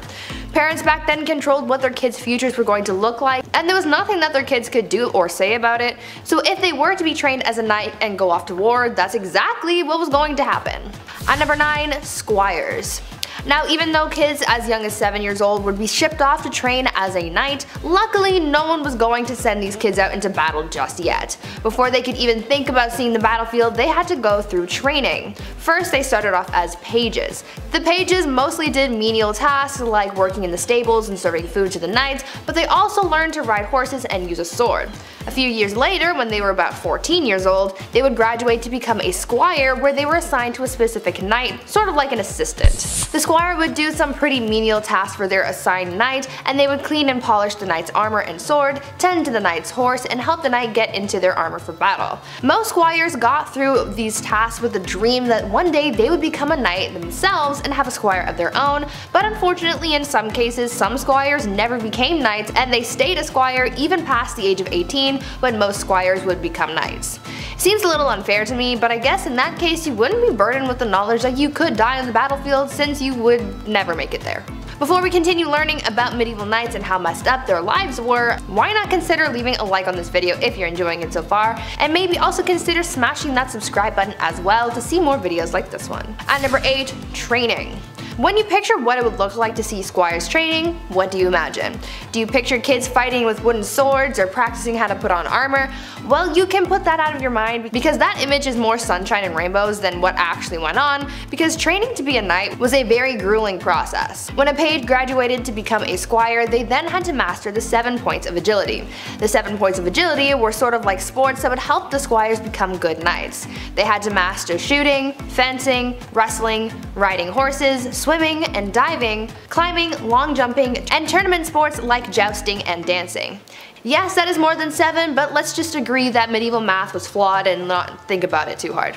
Other than the physical skills that they had to master, squires also had to learn how to recite poetry, hunt, play chess, and impress the ladies, because even though they were going to be slaying people on the battlefield, they still needed to be able to win a woman's heart. Unfortunately, even with all of this training, many young knights died in their first battles, but at least they tried their best, right? At number 7, too much poop. Here's a real downside to being a knight in the medieval era. While we've been taught that knights were these amazing, brave, chivalrous men that would rescue a princess and live happily ever after, the reality is that they were actually a bunch of dudes on a muddy battlefield with poor hygiene that were literally pooping themselves to death. Many knights who embarked on crusades had a lot of parasites and diseases, and one illness that proved most problematic was dysentery. Dysentery is an illness that basically causes super poops due to a parasite. So these knights were out trying to win back the Holy Lands while their tum-tums were throwing up gang signs getting mad rumbly on the battlefield. It is believed that these knights contracted dysentery through drinking tainted water, and because medicine was basically a myth at this point, once you contracted dysentery, you could basically kiss your life goodbye and your stomach contents goodbye. The most famous case of death by butt explosion was from the 7th Crusade, where Louis IX had contracted dysentery and had his pants cut because he was tired of having to pull them down every time he felt a rumbly in his tumbly. This all sounds like such a horrible way to go and a serious downside to being a knight. At number 6, armor. We all have a pretty good idea of what knights looked like, right? The shiny metal armor, the chainmail and helmet. Well, as cool as they may have looked, the armor that knights wore was actually pretty impractical when it came to agility, because there was just no way you could move very easily when wearing it. These knights had to carry around a lot of weight. Hollywood made us believe that swords that knights used were incredibly heavy, but in reality they only weighed about 3 to 5 pounds. Yeah, they were pretty hefty, but nowhere near the kind of weight that knights were carrying on their bodies because of their armor. The average medieval suit of armor weighed between 45 and 55 pounds, and just the helmet alone weighed 4 to 8 pounds. Knights on the battlefield had to worry about fighting, staying alive, and carrying an extra 45 pounds on them, but knights who jousted had it even worse because their armor was known to weigh twice as much as battle armor. These knights had to be very strong in order to carry that around, otherwise they would have collapsed under the weight of their gear when they got too tired to keep going. At number 5, always in danger. When knights weren't out in some kind of battlefield, they didn't just get to sit around doing nothing waiting for the next battle. They were still knights and people loved them, so they had to entertain people through tournaments. This wasn't your average tournament like when you went to medieval times as a kid, because this was way bloodier and safety was not really much of a priority. It wasn't as dangerous as going off to battle, but there was still a risk that knights had to take, and sometimes it ended fatally. Tournaments would normally involve 2 different events, melee and jousting. We all know what jousting is though, right? It's where 2 knights on horseback charge at each other with lances, trying to knock their opponent off their horse. This sport injured and even killed people in the past. In 1559, the King of France, Henry II, was killed during a jousting tournament because his opponent's lance broke apart and sent splinters into his eyes and brain. These tournaments were meant for fun and games and entertainment, but they often ended in bloodshed in some way, so these knights always had to risk their lives even when they weren't in an active fight. At number 4, fired. As with any kind of job, medieval knights could get fired. These days, if you get fired, you just have to find another job to fall back on, but for knights they had it much worse. Knights served their kings, and so if they did anything that went against their monarch, or if they did something that the king didn't like, they could essentially be fired from being a knight, since the king is the one who made them one in the first place. What the king giveth, he could taketh away, pretty much. When a knight was fired, the king would start by hacking off the knight's spurs, then they would break their sword, then they would burn the knight's coat of arms, and hang their shield upside down for the entire kingdom to see, because these people really liked public humiliation. And if you thought that was enough, just you wait, because on top of the spurs and the sword and the shield, they would also execute the knight for good measure, so really, you never ever want to get fired back then, because it would really end badly for you. At number 3, burial. For medieval knights, dying was just part of the job. When someone became a knight, they knew that this was a risk that they were going to have to take. And for some knights, they worried about where they would be buried because it had to be in the right spot, otherwise they wouldn't go to heaven. When a knight died in battle, their body had to be buried in the right kind of dirt, and that was the consecrated dirt of a church graveyard. To solve this problem for young knights, when they were knighted, they would also be given a burial plot in a church graveyard, so they knew that they were guaranteed a spot in heaven when they died. This, however, created a bit of a loophole for anyone wanting to get a one-way ticket to heaven, because even older knights who enlisted later in life would be able to get buried beneath a stone effigy in a church and be able to go to heaven even if they really never did all that churchy stuff beforehand. At number 2, yummy people. As you could probably imagine, for medieval knights, desperate times called for desperate measures. Oftentimes during battles, supplies would run out and knights would be left dealing with starvation on top of everything else that they were going through. This proved to be a huge problem during the Crusades because after supplies and food started to run out, people got desperate and started seeing other people as snacks, if you know what I mean. Some of the poorest crusaders resorted to eating people to get them through their journey to take back the Holy Lands, and as you can imagine, it was a pretty gory sight to see. Knights back then recalled seeing enemy forces on spits and dismembered people just laying around in plain view. It was rough being a knight back then, and the amount of shortcuts and strategies people came up with just to survive got real dark real fast. And finally, at number 1, dehydration. On top of not having enough to eat, many knights from the Crusades also didn't have anything to drink, and many of them died of dehydration. Dehydration was especially deadly during heat waves. At one point, things got so bad for knights embarking on their holy war that 500 knights died of dehydration in just one summer back in 1097. Since it was such a terrible way to go, people started weaponizing dehydration, so to speak. This happened when the Sultan Saladin lured the enemy forces away from their water source and set fire to the grass around the enemy troops, causing them to overheat. Because they couldn't drink anything and because of the intense heat, the troops got too weak to fight back and then they were defeated by Saladin. The elements were so intense that these knights really had it bad. Weaponizing dehydration, that is a super messed up thing to do, but back then, people were ruthless. Number 10. Pressure to perform. In the Middle Ages, either partner in a marriage was entitled to coitus with their partners under any circumstances. It was called the marriage rite. This went both ways, and unless you were passionately in love with your partner and straight, this could be a nightmare. It was so sacred you could even get it on in a church and the priest would be like, "Yep, go for it."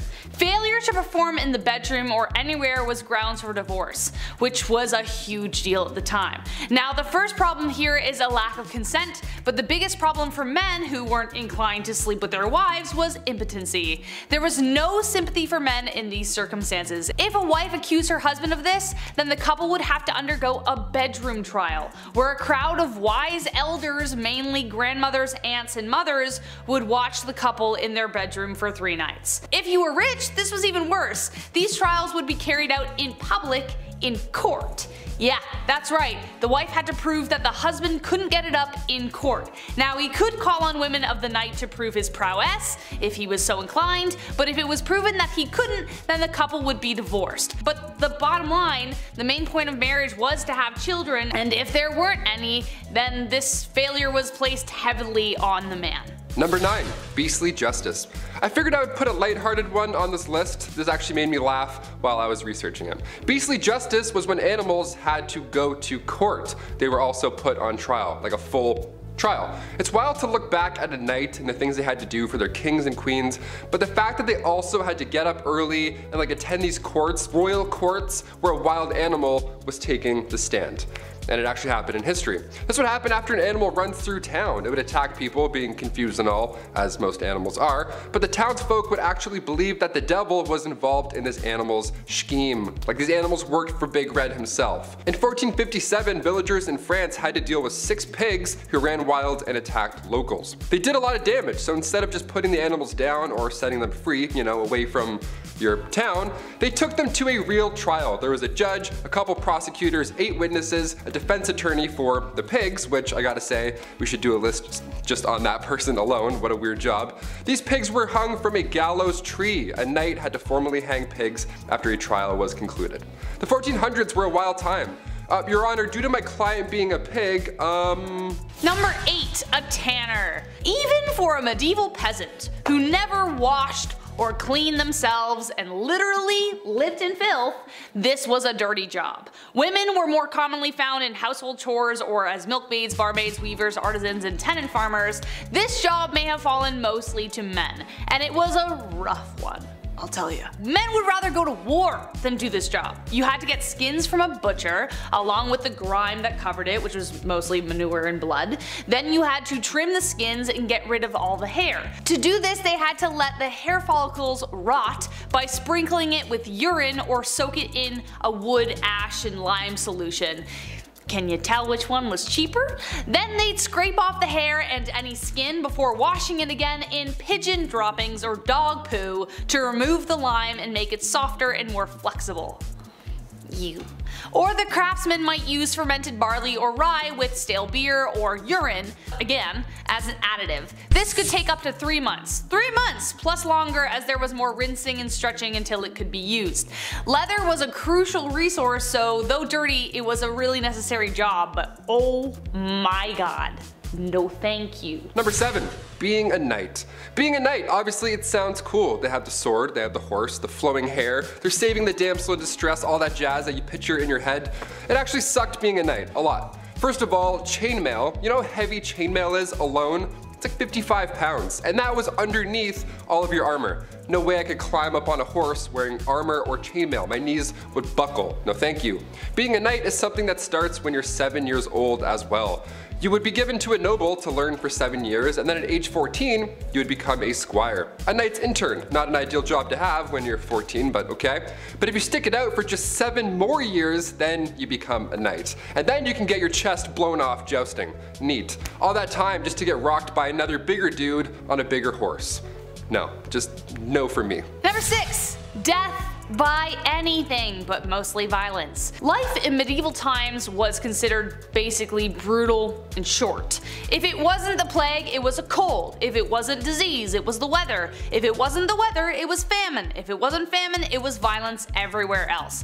It was a damn miracle if you survived childhood. If you had to pick any other time in history to live, like you couldn't live in this one.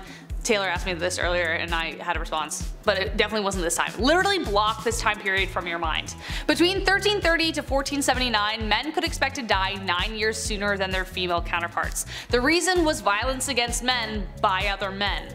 But the biggest factor that made especially men's lives so short was the violence, as I mentioned. Think about it. It was men who were often called to war with only their farming tools, or if they were proper soldiers they would have had more, but they were called off to do jobs that literally required them to kill or be killed. Homicide levels in medieval England were around 10 times higher than they are today. This isn't to say at all that women were excluded from this, they were mostly the victims of this violence, but there was a culture around men that expected them to take part in violence to the extreme. From drunken brawls, to duels, to playful sword fights gone wrong, torment, there was a lot going on. Male gangs were responsible for most of the mayhem as they were bolstered with the need to prove themselves. But also, if you were about to get mugged in an alleyway and somebody wanted to fight you, which was very likely because everyone was on edge, it was good to have backup. Number 5, rat catcher. As the name hints towards, rat catchers are one of the worst jobs you can have in and around a castle. It's an important role, of course, like being a fool or a literal walking talking toilet, which I'll get into later, but there needs to be a chasseur de rats. Chasseur de rats. I'm just gonna start calling myself that. Back in those times, rats and mice were the leading source of spreading disease. They didn't have city buses or, people walking around throwing bottles, and with these castles being big and dark, they were probably full of rats. Black rats were a common household problem, yuck, so in comes the well-respected rat catcher. These guys would sometimes try and use spells to get rid of rats. Wouldn't work really too well, but more often than not, that didn't work, so poison powders were the main trick of the trade. The most famous you probably heard of is the Pied Piper. He visited Germany, he arrived in this small town, and rumor has it this guy used a flute to drive all the rats just into the river. He does a musical performance and then exterminates all of your pests. If anything, he should be getting a bonus, but rather the town insists they weren't even gonna pay him, so he used his flute to make everybody just go away and leave the town forever. What an OG. He's like, you don't wanna pay me? No sweat. Number 4, the Crusades. Just imagine this. Thick, heavy metal armor reflecting the heat from the sun back against you as you chug along the desert. Despite being in the Holy Land, this certainly sounds like hell.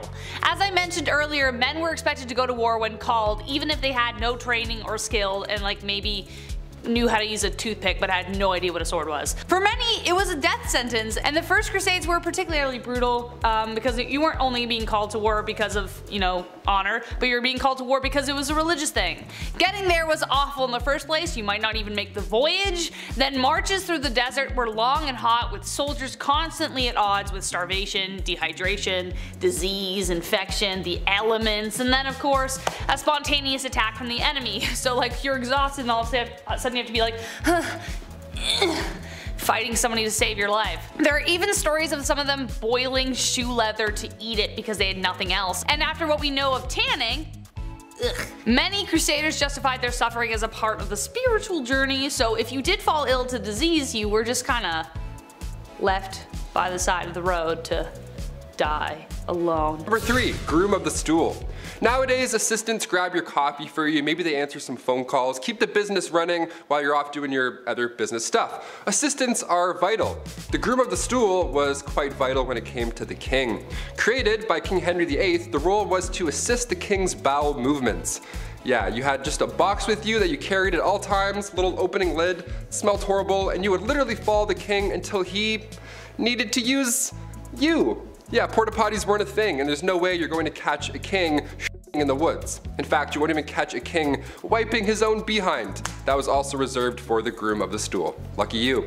And this stool, you would have water, towels, a wash bowl, the whole setup, and you're probably thinking, Taylor, which poor soul had to be stuck with this role? What must you have done to deserve such a punishment? Well, this is the job you wanted, really. Only sons of noblemen could take on this role, and in doing so, they also gain access to every room, tons of nice clothes, any bedchamber furnishings, and of course, a high pay. Yeah. I would say this is the craziest job on this list, but it's really not. Number 2, the executioner. A man named Franz Schmidt meticulously chronicled his life as an executioner in detail, and well, as you can guess, it's not a fun one, but there was a lot of humanity behind it too. He had to start practicing on pumpkins at first, then graduate to live animals, and then humans. Who would choose a role like this? Well, though legally the role wasn't hereditary, it pretty much was by expectation and blood. The job was passed from eldest son to eldest son, with other sons being trained to fill vacancies.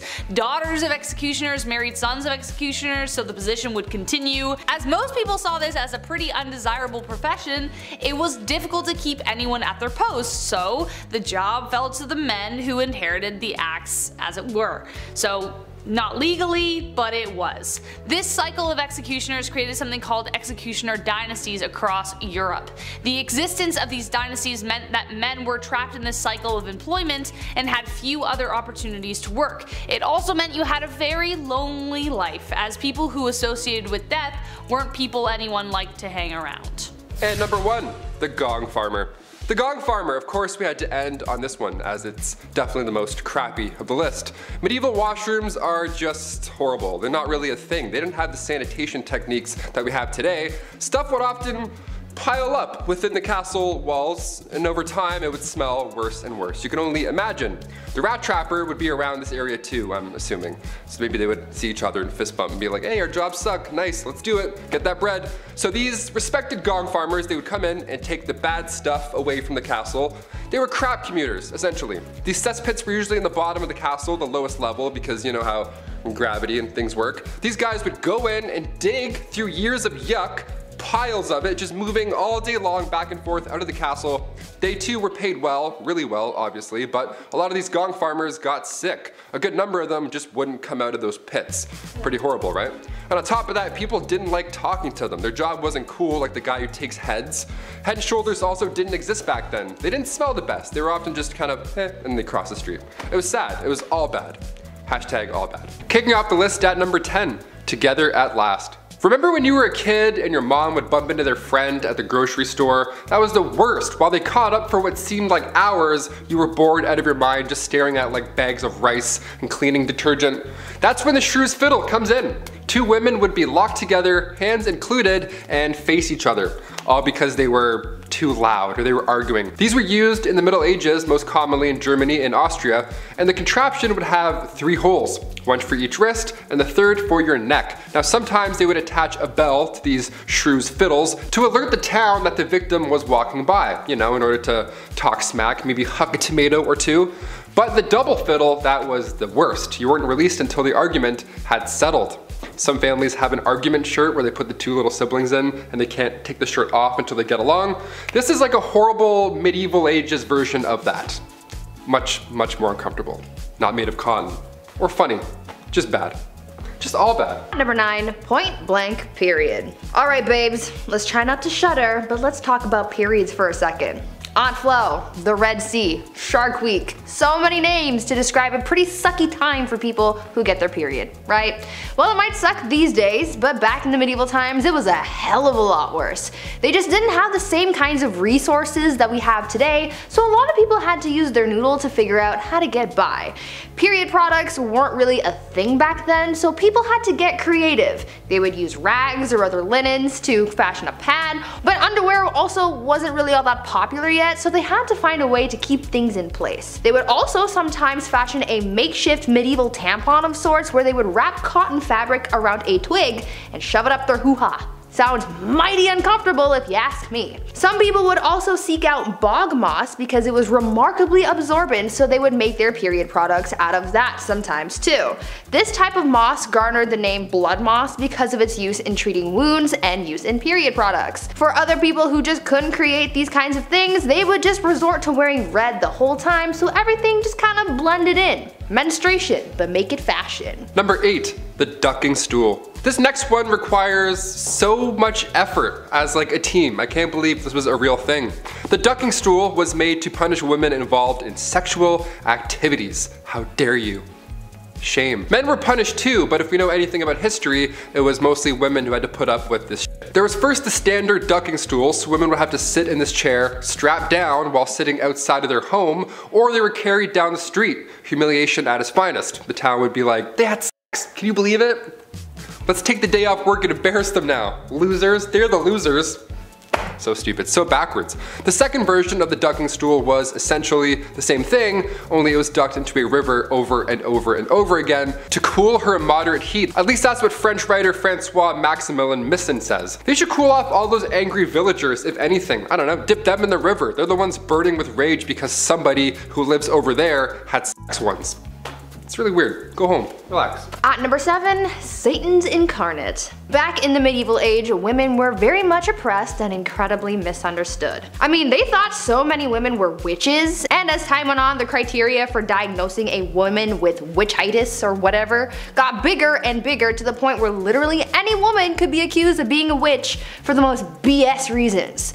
Back then, people thought that women were Satan's incarnate, and so they were predisposed to sin, and therefore, they had to be witches. Logic, not quite present, but go off, I guess. There were 4 reasons why a woman could be considered part of the devil's posse. 1, because it was believed that women are foolish and gullible, which is why they turned to magic. 2, because women are insatiable when it comes to their carnal pleasures, and so they seek out help from the devil to satiate their needs. 3, because women talk a lot and we speak lies apparently. And 4, because women are weak, and the only way we can seek revenge is by using magic powers and spells. Now what in the balls is this all about? I don't know. Maybe men in medieval times were just jealous that they couldn't kiki it up with the devil, or because they knew deep down that women run the world. Number 6, nosy neighbor. If you were a man back in the Middle Ages and you had an affair, well, you would have to pay a fine. And then that's it. You would go back to your life. But if you're a woman, like everything else on this insane list, it was so much worse. Affairs happen a lot, okay? It's normal. Remember that Ashley Madison scandal back in 2015? It sucks, but also it's not surprising at all. This isn't news to us.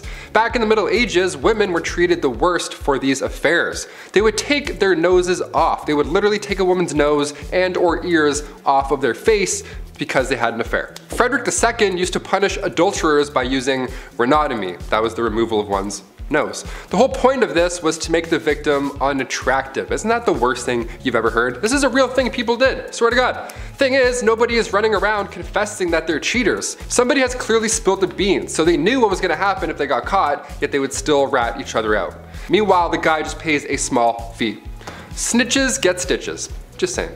At number 5, married young. Lots of people get married at different ages. I mean, I know people I went to high school with who are already married, and I know people who didn't get married until later in life. But in medieval times, women, or rather girls, were getting married off at very young ages. At just 12 years old, a girl would reach the age of maturity and was then entitled to marry, usually to someone her parents had already chosen for her. To me, that just sounds so unfair, right? I mean, this kid hasn't really been able to live their life, make mistakes and learn from them, and now they're expected to be a wife and soon a mother? I could never. I mean, I'm only 22, so I'm not even thinking about those prospects, but I couldn't even imagine the amount of pressure that would be on a 12-year-old at the time. What's worse than just the age at which these girls got married was the treatment that they received from their husbands. Under civil law, a husband was literally allowed to physically harm his wife. In moderation, of course.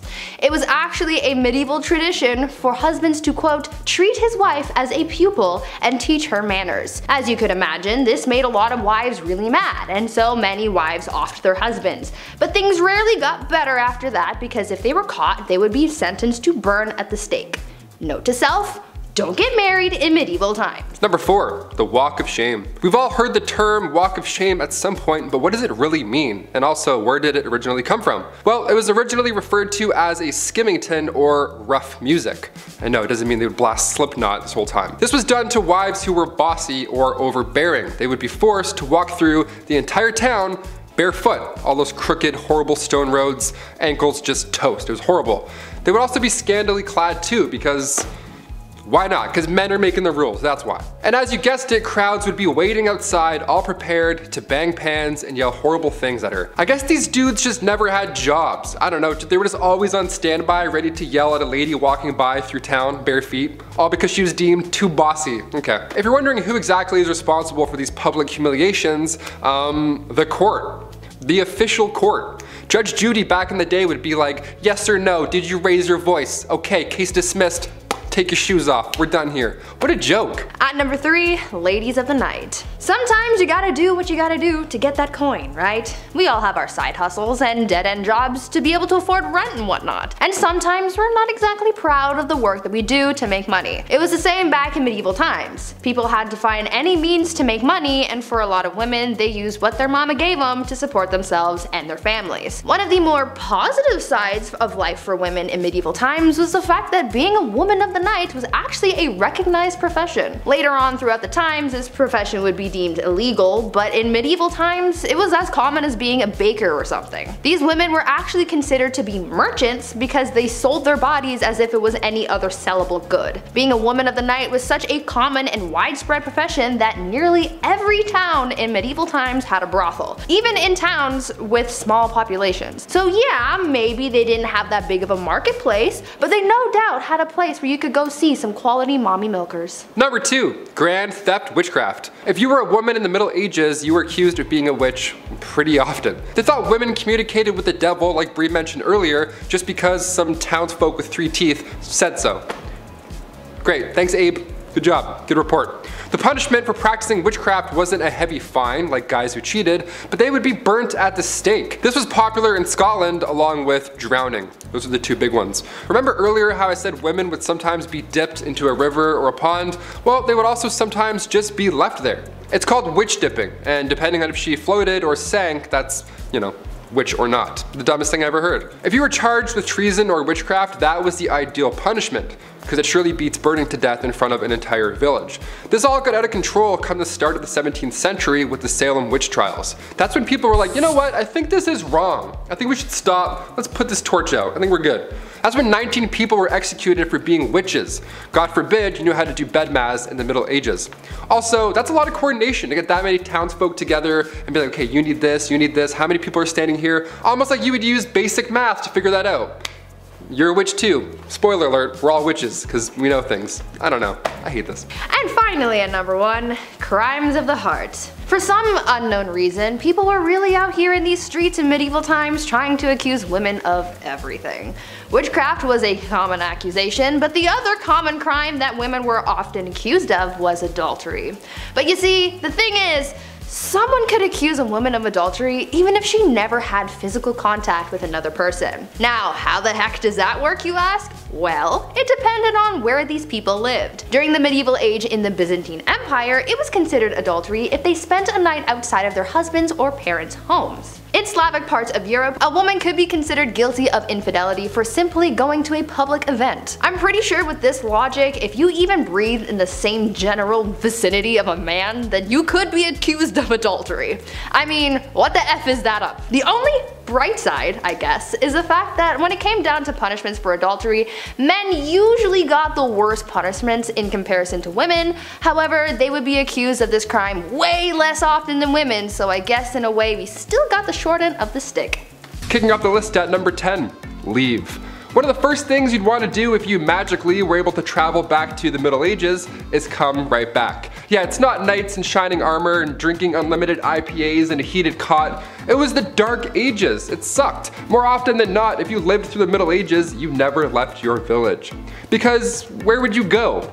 The world is also dark and dangerous. Nothing's built yet. You can't warm up in a coffee shop until your Uber arrives, right? Most travelers just slept outside or under some bushes. Records from that time show that the average person didn't travel in their entire life. The rest of this list should also explain why. Number 9, forget a watch. It's pretty easy to find out what time it is today. You can check your smartphone, you can check your watch, you can check your smart watch. We have everything. We don't even have to adjust the hours anymore during daylight savings. That's how easy it is now. You don't even notice anymore. You're like, why is it all of a sudden? Oh, got it. Apple, so good. Back in the Middle Ages, obviously it was harder to check the time. Minutes didn't even exist yet. Yeah, that tripped me out when I was reading this. The day was divided by 7 long hours. They used water clocks, sundials, all that jazz, but none of them could really tell time to the minute. That long ago, the idea of a minute wasn't a thing. Christian monks were on a tight schedule for work and prayer, so they were actually the first recorded timekeepers in medieval Europe. Imagine being referred to as a recorded timekeeper. What time is it? I'm like, 8. They're like, yo, he's good. Let's get the f out of here. This guy's so good. Even so, the length of those hours depends on what time of year it is. Winter and summer months matter. As a Canadian, let me tell you, these dark, cold winters really do suck. It gets dark at like 4 p.m. now. Finish work, I'm like, well, I guess I'm going to bed. I don't know. Number 8, forget a mask. The plague made a mark on humanity in the Middle Ages. Back then, they didn't wear a mask and social distance. When Europeans were hit with the Black Death in 1348, fleas carried by rats were mostly to blame. Around 1/3 of the population was killed, and it was easily contracted. One sneeze later and your lungs are filling up with liquid. Life expectancy in the late 14th century was 20 years old because of this thing. There was little to no knowledge about germs or how they were spreading, so you'd be in the middle of a literal plague. There'd be bodies lying everywhere, people are dumping their doo-doo out windows. Be like, oh, good evening, madam. And then you'd inhale, and then. Number 7, get married. Love is in the air, and in the Dark Ages, marriage was difficult to do. This was long before divorce lawyers came around to get every last drop of you. It was so easy that if you loved somebody, you would just announce that now you're married. Chris, we're married now. Isn't that crazy? That's how easy it was, boom.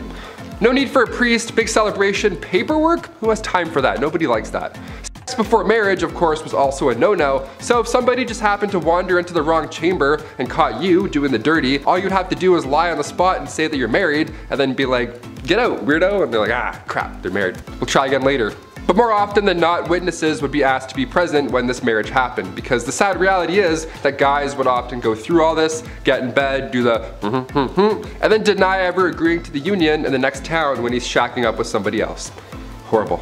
Number 6, disturb the peace.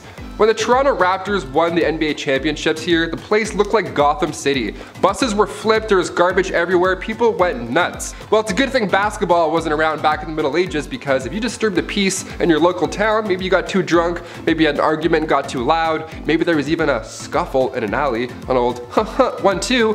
These situations that are common today usually end up with a slap on the wrist. They'll just send you in an Uber home or put you in the drunk tank. But do any of those things in the Middle Ages and you were locked up in the center of the town for an entire day.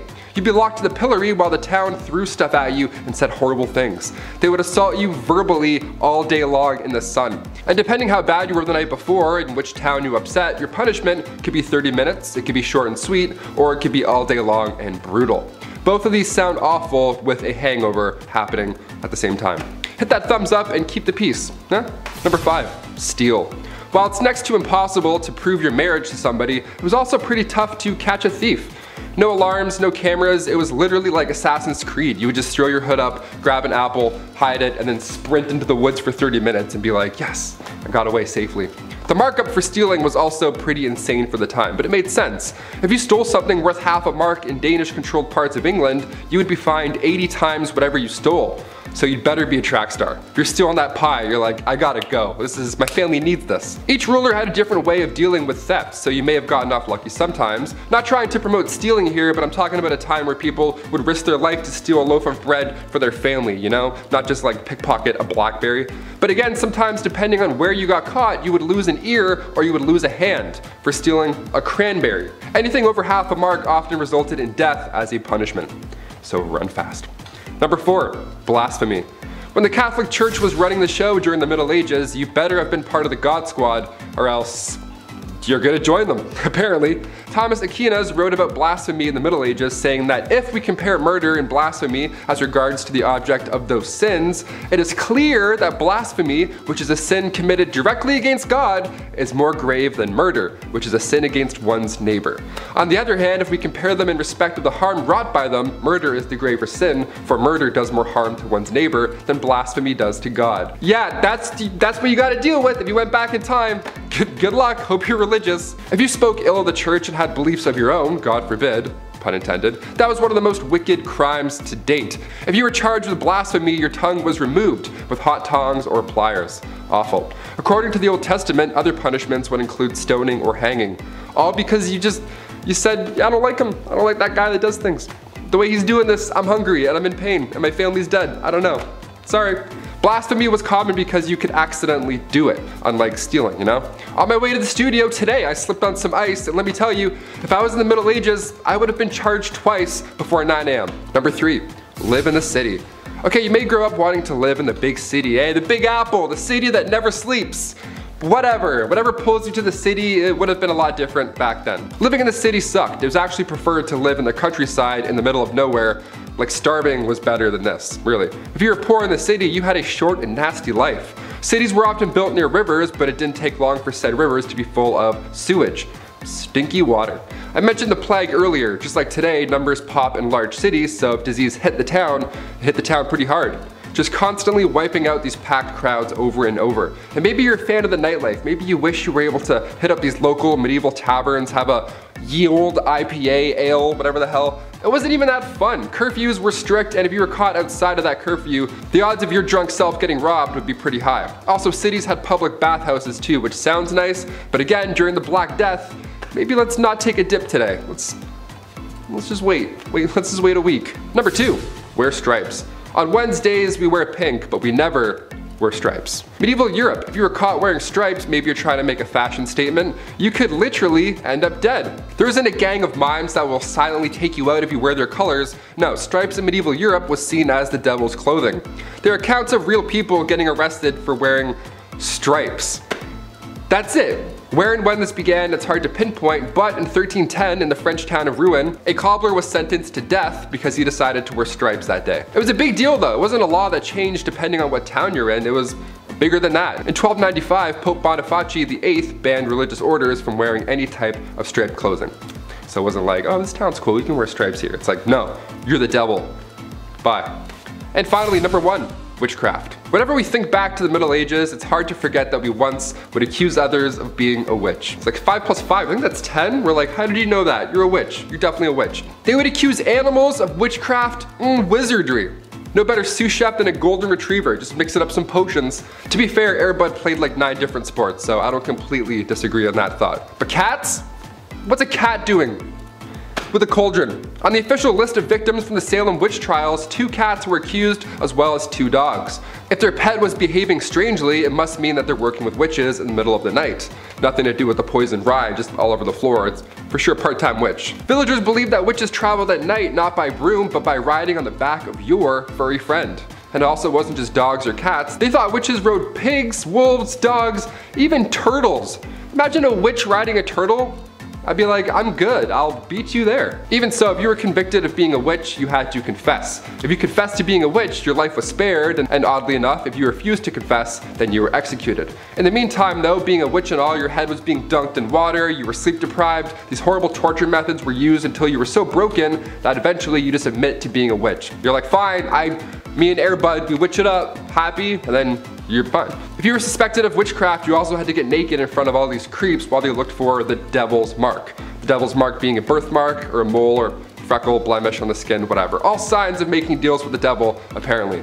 this thing I would have gone to jail for sure for this one. I would have been dead for this. That's huge. Number 10, Where's My Mummy? Interior of a Kitchen, Oil on Canvas, by Martin Drolling, was painted in 1815 and depicts shades of browns, tans, beiges, and golds that were remarkable of the era. Where did he get these colors, some had wondered? Well, good old Martin had a little help from the dead. Mummy Brown was appropriately named as it was made up of, you guessed it, ground up mummies. From the 16th to the 19th century, many painters favored the pigment, and it remained available well into the 20th century, even as supplies dwindled. Egyptian mummies are rare nowadays, not because a few survived thousands of years in their tombs, but because few survived the aesthetic and cannibal demands of Europeans. Eating Egyptian mummies reached its peak in Europe by the 16th century. Mummies could be found on apothecary shelves, either in broken shards or ground into powder. So why did these nutcase Europeans believe that there was medicinal value in a mummy? Bitumen, abundant in the Middle East where formed in geological basins of the remains of tiny plants and animals, it could be semi-liquid or semi-solid. It is viscous when heated and hardened when dried, making it useful for broken bones and rashes. Supposedly, bitumen with wine cured chronic coughs, and combined with vinegar, it'll dissolve clotted blood. Other uses included the treatment of cataracts, toothaches, and skin disease. Because of the stickiness, it was called mum or mumia. You see where the mix-up is coming in? So when the invasive colonial Europeans saw the black stuff coating these ancient remains for the first time, they assumed it to be that valuable bitumen, or mumia, they'd heard about. They were quick to start gobbling it down. The mummified remains of Egyptian pharaohs were sold as medicine in Germany well into the 20th century. And speaking of the dead, how about using them for decor? Ballroom of Bones is number 9. Not all bones are tasty enough to eat, and sometimes you got more of them than you can handle, so that's where ossuaries come in. In older times when people perished often before 50, there was obviously a lot more human remains to be disposed of. But sometimes there's not more space. So, as a space-saving technique, the skeletal remains of buried bodies would be dug up and moved into underground crypts called ossuaries. Many more remains could be stored that way, as bones didn't need the whole space that a body did, and could also be stacked, hung, or broken into position. The Brno ossuary in the Czech Republic is the second biggest in Europe, featuring chandeliers, artwork, words, crosses, really anything that can be made up of bones. These structures and pieces can be incredibly elaborate. Hull State Charnel House features hundreds of hand-painted skulls, and the Sadlec Church ossuary even features a large crown made up of human remains hanging over the pew where they preach from. If you're goth, you may want to consider that for a marriage location. Let's get hot with Greek fire in at number 8. Greek fire, arguably the Jesus of the flame world for its ability to walk on water, baffles historians and scientists alike to this day. Invented in the Byzantine Empire in the 7th century, this fire was used to defend their empire from invaders. Countless documentation verifies to us today that the stories of this fire was very real, but because its formula was a state secret, nobody's quite sure what it was used to create this liquid. The substance could be thrown in pots or shot from tubes. It apparently caught fire spontaneously and could not be extinguished with water. It could burn on top of it. It was heated and pressurized, then delivered via a tube called a siphon at the Grecian enemies. What's truly fascinating about Greek fire is that armies who captured the liquid concoction were unable to recreate it for themselves. They also failed to recreate the machine that it was delivered from. To this day, nobody knows exactly what the ingredients went into this mixture. Dance the day, night, and your life away with number 7 in the countdown. The Kavik incident is one of the first few recorded instances of dancing plagues. Later, there are stories of unstoppable, sometimes fatal, dancing in the German town Erfurt in 1247. Shortly after, 200 people are said to have danced themselves all over a bridge of the Moselle River in Maastricht until it collapsed, drowning them all. The 1518 event was most thoroughly documented and probably the last of several such outbreaks in Europe, which took place largely between the 10th and the 16th centuries. A woman reportedly stepped into the street and began dancing, seemingly unable to stop, and she kept dancing until she collapsed from exhaustion. After resting, she resumed the compulsive, frenzied activity. The more she continued, the more others were afflicted, and within a week 30 others mimicked her strange behavior. Alarmed city officials thought maybe more or better dancing was the solution, so they gathered up the real pros and some music and arranged dancing halls to help the afflicted boogie this out. Instead, the opposite happened, and now as many as 400 people were consumed by the dancing compulsion. A number of them died from their exertions. In early September, the mania began to abate, and that's the last we know of this phenomena. So what is this plague, and why were all these people dancing themselves to doom? Well, the explanation at the time was the usual stuff like demonic possession or your blood was too hot. Modern day, it's likely because of ergot poisoning from molding rye flour used to make their bread, as it's been known to cause hysteria and convulsions. To this day, hundreds of accounts of dancing plagues are found recorded in Dark Ages, but we have no explanation as to why. I don't see dead people, I see green people. The Woolpit alien children are number 6 in our countdown. 2 English chroniclers reported a story from the 12th century that villagers of Woolpit discovered 2 children, a brother and sister, who had green skin and spoke an unknown language. The children were quickly taken to higher officials, Richard D. Colnay's house, where he attempted to communicate and failed. The children also refused to eat for days on end until seeing green beans in the garden, which they ate straight out of the ground. They stayed with Richard long term as he converted them to a normal diet, and they started to lose the green pigmentation. Obviously, after time and growth, these children learned English, and when they were asked where they were from, they told Richard, "We are inhabitants of the land of St. Martin, who is regarded with peculiar veneration in the country which gave us birth." They further explained that where they were from, everything was green, and they had been tending to their father's animals that they followed into a cave. Emerging out of it, they found themselves in Woolpit. "The sun does not rise upon our countrymen. Our land is little cheered by its beams. We are contented with that twilight which among you precedes the sunrise or follows the sunset. Moreover, a certain luminous country is seen not far distant from ours and divided by a very but considerable river." Shortly after this description of a non-existent land, Richard took the children to be baptized in a local church. However, the boy died very shortly after from an unknown illness. The girl, known as Agnes, grew into adulthood and married. She remained private and spoke little to many, and so the secret of their original homeland died with her. Children's Crusade is number 5. Joining Where the Wild Things Are and Labyrinth for most bratty and annoying kids is a boy in some stories named Stephen, who claimed to have been given a divine message from God to go forth and conquer the world. He was 12. Anyways, Stephen approached many royals looking for resources only to be turned away. He even asked for the support of King Philip of France, who very rationally told the kid to go back home before bedtime. This was directly after the Holy Land Crusades, so it was mainly due to the fact that they believed he wanted to live out a hero legacy like his idols because he was 12. Like prepubescent boys, Stephen wasn't going to drop it when told no. He instead started preaching and recruited a band of faithful children to lead them into the Holy Land. One day, having found someone to supply his large gaggle of children, reportedly over 1,000, with a boat, Stephen loaded everyone up unarmed and unprepared and took to the seas. They were never seen again. It's believed Stephen's ship sank, or the children were stolen by the ship crew and brought to Egypt for other unfortunate purposes. No matter what happened, the preachings of Stephen led to what's believed somewhat between 1,000 and 10,000 children to their demise.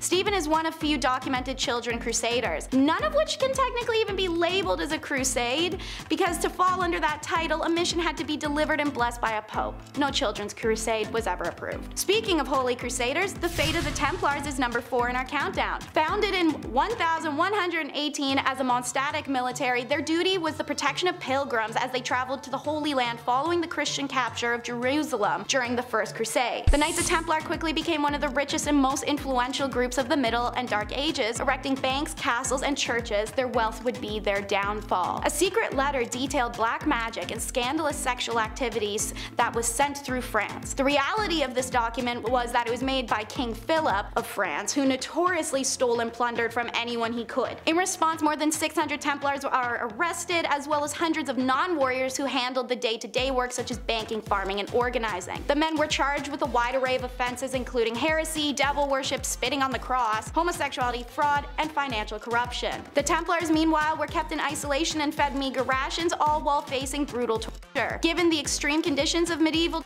methods, it's not a surprise within weeks, hundreds of Templars just confessed to false charges. Their lands and money were confiscated and officially dispersed to another religious order, the Hospitallers, although greedy Philip did get his hands on some of the cash he coveted. Didn't know this guy was real, but the Pied Piper is number 3. The proof is etched in the Hamlinia face itself. An inscribed plaque on the stone facade of the so-called Pied Piper's house dating to 1602 reads, AD 1284. On the 26th of June, the day of St. John and St. Paul, children children born in Hamelin were led out of the town by a piper wearing multicolored clothes. After passing the Calvary near Koppenberg, they disappeared forever. The tale in fact has survived a very long time. Originating as medieval folklore, it inspired the Grimm brothers' legend The Children of Hamelin, and one of Robert Browning's best known poems, The Pied Piper of Hamelin. While there are some small differences in the stories, the basics remain the same. The piper was hired by the people of Hamelin to rid the town of rats. Trailing after their hypnotic notes, the rat catcher and his magical flute made them go to their demise. But when the town refused to pay the piper for his service, the savior came for Hamelin's children. Entranced by the notes of his magic flute, the boys and girls followed the piper out of town and simply vanished. So what happened to Hamelin's children? One theory is that the Pied Piper played the role of a so-called locator or recruiter. They were responsible for organizing migrations to the east, and they were said to wear colorful garments and played an instrument to attract the attention of possible settlers. Popular opinion is, if this is the case, the children may have been taken to the Berlin area, as the family names common in Hamelin at the time show up in surprising frequency in areas of Uckermark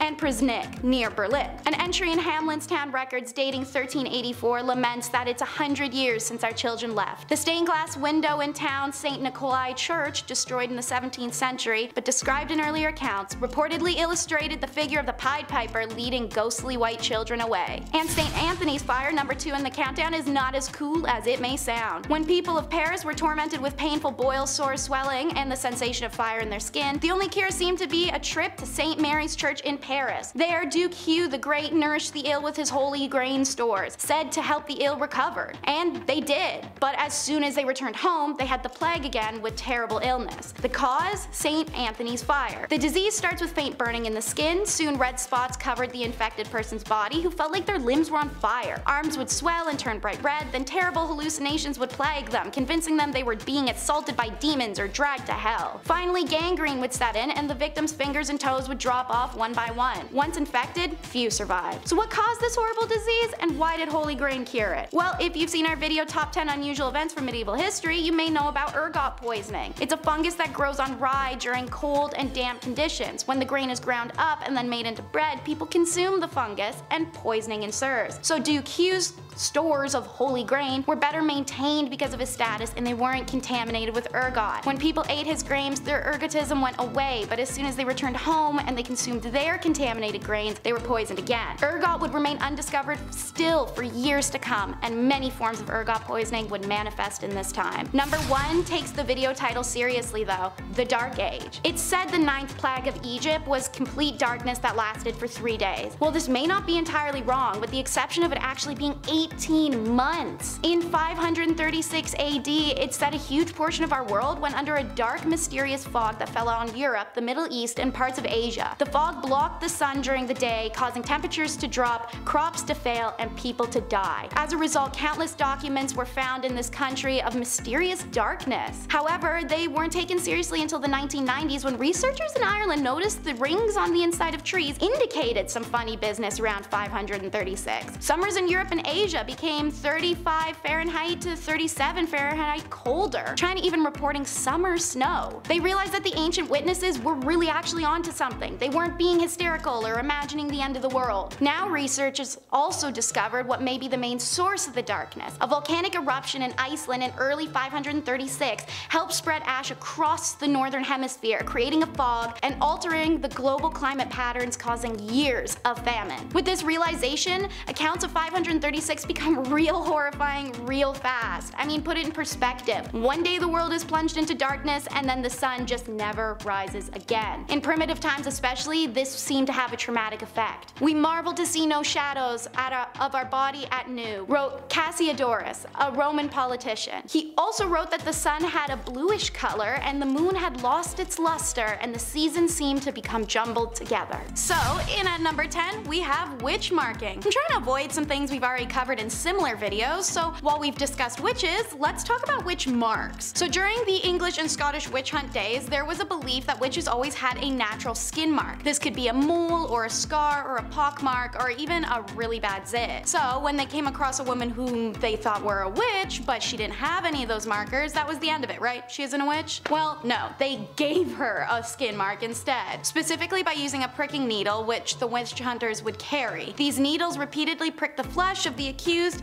until it produced the result that wouldn't bleed but was insensitive to pain, which fulfilled the criteria of a witch's mark. It's a subtle punishment for something that they were yet to be accused of, because by giving them the mark, they could now accuse them. These witch hunt days were a whole mess. Number 9 is marking your territory. Not in a cool, sexy, I got a tattoo way, more in a Scarlet Letter kind of way. As you'll learn in this video, a woman who cheated or even was single and just engaged in intercourse of her own free will could be classified as a sinful adulterer and cheater and be punished, usually a lot worse than a man. So when Nathaniel Hawthorne wrote the Scarlet Letter, he took inspiration from real life events. The letter, which for the character Hester Prynne was just a red A, was usually the letters AD, which stands for adultery, as outlined by the Plymouth Colony Law in 1658. Multiple accounts across Europe verify that someone who was being marked was to be seen out in public without it, could be subject to public whipping and other public humiliations that ensured a person's social alienation. Like in the Scarlet Letter, when Puritan minister Arthur refuses to admit his sinful side of the act with Hester, he's branded with an A in his chest. In a man's case, while this was of course painful, it was allowed to be hidden. He also didn't have to face the societal consequences the way any woman would have. For number 8, we travel to discuss status degradation. While it still persists today, not everyone knows what it means. So essentially, you do something wrong, oopsies, you lose some of your basic human rights. You could steal something, have relations out of wedlock, cheat on your partner, miss some work. Every empire that has used this tactic has had a variety of ways that you could mess up and receive this punishment. Naturally, in times where a woman was property and couldn't buy things, own things, or do things, or breathe without having a man side-eye her for it, this was a monumental punishment to receive. Under the Roman Empire Augustus, who reigned from 27 BCE to 14 CE, a woman guilty of adultery could lose several rights as a citizen and suffer a financial burden. Noblewomen in the Kingdom of Korea during the Joseon dynasty faced a similar degradation of their societal status if they were found guilty of remarrying as a widow. This intentionally made it hard for Korean women to remarry, as they would have nothing to offer a new husband, no inherited lands or funds, and a societal belief deemed her as used goods. Even the descendants of widows of the time who had remarried faced status degradation. They were barred from ever holding office. Adulteresses in the Joseon were stripped of many of their rights and privileges once they were demoted to low-born statuses. As serious as these punishments may seem, some high-status women who committed adultery in the Joseon dynasty faced an even graver punishment, which was death. So why take someone's status from them as a criminal punishment? Well, because aside from the fact as a woman you'd essentially be left jobless, homeless, and without any family, it's because of a cheater's fama. Number 7. While fama is a Latin term for reputation and good name, every country had its own version of this fama. And if you cheated, or were even just accused of cheating in 13th century France, which by the way happened a lot because husbands just want to get rid of their wives, the woman was always the center of the punishment, even if that was the man who had been cheating. This is because the status is all a woman ever had for a very long time, and the name of her family's reputation laid on her shoulders. Thus, all that pressure to be religious, virtuous, and most importantly, a submissive woman. The customary laws of Agan province list public humiliation for both the wife and her lover as the appropriate punishment for adultery. If the man could escape before or even after arrest, he could get off without any punishment, and his partner had to face her punishment alone. The woman got no such reprieve, even if she was just the mistress he cheated on his own wife with. In fact, if she tried to escape arrest, it warranted a death sentence. Women whose fama suffered through public shaming, walk of atonement, were no longer deemed honorable members of society, and seeing as standing of individuals before law at the time was often based on their reputations, what others thought of them, and how they behaved in public, she'd be left, as I said, homeless, familyless, and dejected. For my Game of Thrones people, think Cersei. Number 6 is no protection. Get your mind out of the gutter. That's not what I'm talking about. I mean, there's no protection from capital punishment. While civil laws were easier to work around by just getting married alone, you can borrow money or property, you can buy things that you couldn't before and sign contracts, the criminal law didn't bend to a married woman, as she faced the same penalties as an unmarried one. Now, there are technically one exception: pregnancy, but only because it could potentially be a boy, which is insane. Additionally, all women were exempt from certain torts, such as the breaking wheel. But man, when a woman got capital punishment, it was the one and only form, and it was the most brutal and painful one: burning at the stake. By the way, they claimed this was the only and the necessary option of execution for a woman, as it's a preservation of female modesty. Apparently, other forms of execution were unbecoming of a woman. Although there may be some truth to this wild justification, modern historians have rounded it down to just misogyny, misogyny, as well as a deep-rooted suspicion and dislike of women as the root of this execution decision. Essentially, when given the opportunity to punish a woman, men went ham for it and wanted to see her suffer as much as possible. So women experienced the worst executions of the Dark Ages. Number 5 is why women want to stay in religious favor. In medieval Europe, a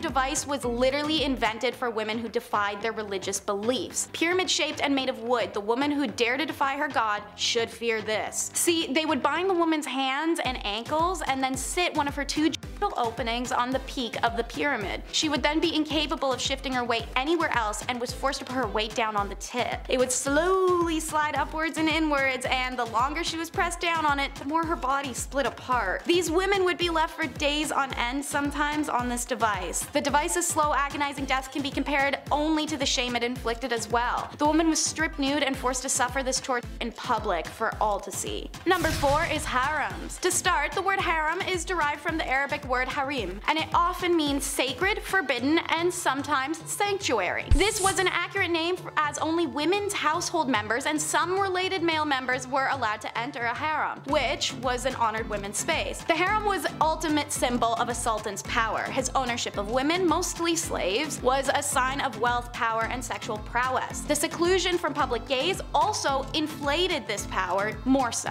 But a royal harem could be a place of filth and stink where chaos and emotions ran high. This was the price of being property. Used by the emperors and his sons, you could either be favored or so hated that one day you vanish and rumors of your exile whirl amongst your peers. These ladies usually did not have the liberty to move out of the harem as they liked, but inside the harem they could move around as they pleased. There was no sisterhood in them either. Socializing amongst themselves was usually not friendly, and jealousies were shown directly. Makes sense, as status and position of authority in the harem were determined by the place that they had in the emperor's favor, and to give the king his first male child was a great competition in this regard, resulted in unpleasantness through the royal harem. Everyone tried their best to please the emperor and turned her bad qualities like jealousy, aggression, or short-tempered attitude onto other women. Seeing as many of these women were stolen from outside the empire, let alone inside, frustration with language barrier and culture clash was also a huge source of contempt. Sometimes the women would lie to the sultan to have others disposed of, or they'd simply gang up on one another. Regardless, harems were places of drama, inequality, and a race to be favored as a ticket out of sexual servitude. Hidden sexuality is number 3. There were plenty of mainstream laws in medieval and middle Europe against male homosexuality, and while it wasn't considered as serious, lesbianism still posed a threat to the ideals of a male-centric societal order. A law written in 1260 France stated that women caught engaging in homosexuality shall undergo mutilation on her first and second offense, and on her third she must be burned. This is one of the only laws to specify consequences for lesbianism, but the 13th century and Christian perspective of sex radicalized further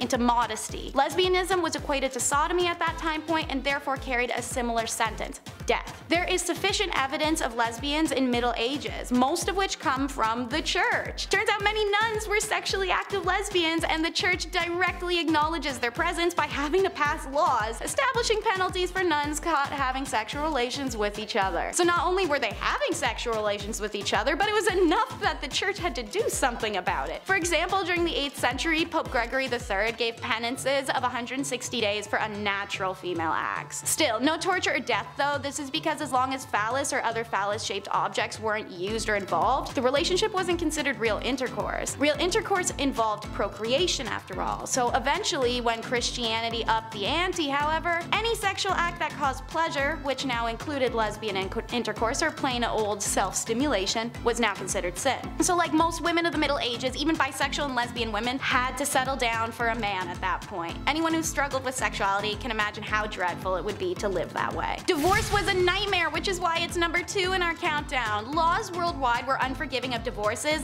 literally always to the woman. In Chinese laws, a woman could only divorce her husband if he mistreated her family, not even her. He, on the other hand, could divorce her for anything. Some accepted grounds for divorce were failure to bear a son, evidence of being unfaithful, lack piety to the husband's parents, theft, suffering a virulent or infectious disease, jealousy, and talking too much. A pretty superficial list, but in Chinese society, divorce was a serious action with social repercussions for both parties, so consequently divorces were not as common as they may sound. She could not be divorced if she had no family to return to or if she had gone through the 3-year mourning period for her husband's dead parents. And speaking of family, during the Han Dynasty, unmarried women brought a special tax on their family, and women with babies were given a 3-year exemption from the tax and their husbands a 1 year, so there was a huge push to get married. Meanwhile, in medieval England, their similarities are stark. They too had a small number of divorces despite an expansive list of reasons to do so, such as there was a discovered blood relation between the individuals, or impotence, or fear used to obtain consent, marriages entered into under false pretenses, things like that. In many of these cases, the lack of sufficient evidence made them difficult to prove and thus deterred people from taking their cases to court. And number 1 is the tradition of foot binding. It existed for around 10 centuries, and there are women alive today who still have feet that are the result of feet binding. Foot binding involves systematically breaking the feet and shaping them inwards. This tradition started in the 5 Dynasties 10 states period of the 10th century, when beloved concubine of the emperor built a gilt lotus flower stage and performed a dance on bound hoof-shaped feet. Being a beloved concubine, the other concubines of the emperor attempted to imitate her feet to curry his favor. So foot binding began within the royal court and spread through China as the next fashion fad. It's done in a ritualistic ceremony accompanied by a variety of traditions to ward off any bad luck. They began by tucking the toes under the feet and using a long, tight ribbon wrapped up to the ankle to hold it all in place. Anytime the foot grew, they broke it inwards more, a process usually taking 2 to 3 years. The foot would remain bound for the rest of a woman's life. There is a whole list of issues this caused. Outside of extreme agony and being a handicap, it caused some women pain for the rest of their life. Their walk was changed, as was their posture, and the idealism of a slim body to lighten the pressure on one's feet was all the rage. The binding of feet actually caused the women to develop strong muscles in their hips, thighs, and buttocks, so much that the characteristics were considered physically attractive to Chinese men of the area, aka the girlies were thick. When colonization came to China, Western women boycotted foot binding, going as far as to catch women with bound feet and cut off their bindings. A humiliation because these women would never ever show their bare feet to anyone, let alone even husbands. And many of these women lost their husbands when the Western boycott worked. A lot of girls who had had their feet bound in order to become marriageable suddenly found themselves abandoned by their husbands because foot binding was no longer fashionable at all. Kicking off the list at number 10, an arming squire. Being a knight. Okay, obviously this sounds cool on paper. They have the sword, they have the horse, the flowing lady, the gal on the back of said horse. They're saving the damsel in distress or something, right? Sometimes they lose a hand like Jaime Lannister, but that's just what being a knight is all about, right?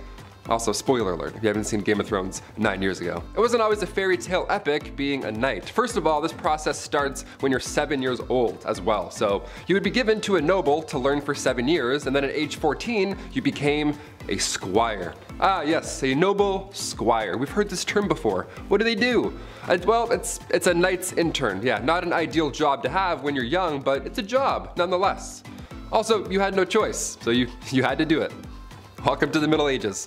Arming squires, they had a lot of responsibility. Arming squires would repair a knight's armor while they were still wearing it. Yeah, how fun is that? Oh, which buckle was it? Ah, yes, that one. Yeah, fixing up chainmail on a grown man's thigh. Not ideal. Welcome to the Dark Ages. Pretty dark. Also, after these epic, messy battles, arming squires would have to clean everything off of their armor. Yeah, everything. A lot of yuck going on in that business day. This was long before Dawn soap was also a thing, so they had to clean with urine. Yeah, gross. So gross. It gets worse and worse. Welcome to the Dark Ages. Number 9, Plague Bearer. Yep, this one's as awful as it sounds. The title of this one really gives it away. The hot summer of July 1665. What to do with all of these poor souls who have been hit by the plague in the Dark Ages? Where do we put them? What do we do? You can't just hide them all in the catacombs this time around. So now what?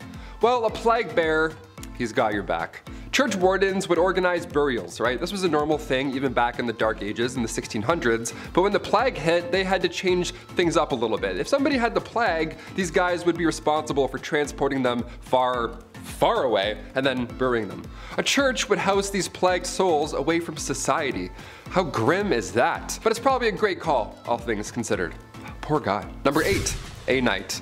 When we think of the knights in, the Dark Ages and stuff, we often forget about the silly royal duties that one had to attend to. Yeah, you thought jury duty sucked. Oh boy. Beastly justice. You ever heard of this? If not, buckle in. Beastly justice was when animals had to go to court. Yeah, they were put on trial as well as humans. It's wild to look back at a knight and all the things they had to do for their kings and queens, but the fact they also had to wake up early and attend court like a noble, like royal court where a wild animal was now taking the stand. Like, what a joke. I'd be like, really? Do I have to be here? I woke up at 4:30. What's going on? Yeah, this would happen after an animal runs through town. It would attack people, you know, being confused and being an animal and all, but the townsfolk would actually believe that the devil was somehow involved in this whole ordeal. Like these animals worked for Big Red himself, right? How weird is that? In 1457, villagers in France had to deal with 6 pigs who ran wild and attacked locals. They did a lot of damage apparently, but instead of just, you know, setting the animals free or putting them down or whatever, they just took them to court. A real court, like a real trial. There was a judge, a couple prosecutors, 8 witnesses, a defense attorney for the pigs, which I gotta say that we gotta do a list on that. That's a terrible job. That's one of the worst jobs ever, I lightly introduced here. These pigs were then hung from a gallows tree. It was so horrible. The Dark Ages. Dark, right? A knight had to formally hang pigs after a trial was concluded. Yeah, being a knight sucked. Number 7, leech collector. I always enjoyed catching frogs growing up. That was always fun, but apparently I gotta step my game up. This is weak. A leech collector is, well, exactly what you think. Back when medicine was pretty much non-existent, sickness was just wafting throughout these old towns, just moving through towns. Like the G from the Goosebumps logo, just haunting towns, moving through. Scariest intro ever, eh? So the solution back in the day was the classic, oh, if you feel sick, maybe try bleeding for a bit, see if that helps. Yeah, they would use horses' legs to lure out these leeches, but most of the time these leech collectors would have to get in and get dirty and just grab them themselves. They would have to swim around and touch as many things as possible. They would make contact with as many leeches as possible. How gross is that? That was the best way to collect them, really. I would have fainted so often, that is horrible. The loss of blood here was obviously so intense, so it was a, you know, horrible job to have. And on top of that, you gotta look out for the same reason they need leeches in the first place. Disease. Yeah, that's still out there. Leech collectors were so common throughout the 18th century that leeches basically were extinct at that point. We almost lost leeches. So close. Number 6, jesters. The earliest accounts of the fool go back to the 11th century, so pretty OG. These fools were hired to liven up the party, you know, dance and be silly, wear pajamas. Most of you have an image of a jester in your head, you know, jumping around on tables, telling jokes. That's actually pretty accurate. Yeah, it was pretty fun. It was one of the best jobs to have, obviously. This title of a minstrel, or a fool rather, it was an honor to have. The fool's payment also was no funny business. That was good stuff. Roland Le Petier, he was like a major jester back in the day. This guy got 30 acres of land from King Henry II. Just here you go. Just show up and fart and be funny. Have all this land. That's like a kingdom. You have a kingdom because you're funny and you're silly. He would whistle, jump around, and literally fart on people. On Christmas Day, this guy would come over and just ruin your entire breakfast and just be like, yeah, I have all this land. And then he would take off. It's crazy. You just ruined Christmas, sir. Stop farting on my food and family. Thank you. I would never want to be a jester. They had to also like go into battle and like spread bad news too. It was fun and silly, but they were also royal. They had to do lousy stuff too. Number 5, groom of the stool. Nowadays, higher ups in the office, they have assistants, you know, to grab your coffee for you. Maybe they answer some phone calls, keep the business running while you're off, you know, doing your businessman stuff. Assistants are vital today. The groom of the stool though, that was a bit much. We have some labor laws put in place now. I don't think we're gonna see any online ads opening for a groom of the stool. We'll see though, fingers crossed. It had good benefits. Back in the Dark Ages, this role was vital and respected. It was created by King Henry VIII, and this role was to assist the king, and specifically assist his bowel movements. You had a box that you carried with you at all times. That's where the magic happened. The dark magic happened in this box. You would literally follow the king around until he needed to go to the washroom, until he needed said box. Porta potties weren't a thing back then, and there's no way you're going to catch that king squatting in the woods. In fact, you wouldn't even catch that king wiping his own behind. That chore was also reserved for the groom of the stool. Yeah, lucky you, right? In this stool, you would have water, towels, a wash bowl. The whole setup would be in there. You're probably thinking, Taylor, which poor soul had to be stuck with this role? A prisoner? Somebody who lost their sense of smell, hopefully? No, only sons of noblemen could take on this role, and in doing so, they also gain access to every room in the castle, tons of clothes, any bedchamber furnishings, you name it. And of course, a high pay. Always helps. Thank God. That's maybe the worst job in history. Maybe. We're almost there, you'll see. Number 4, divorce lawyers.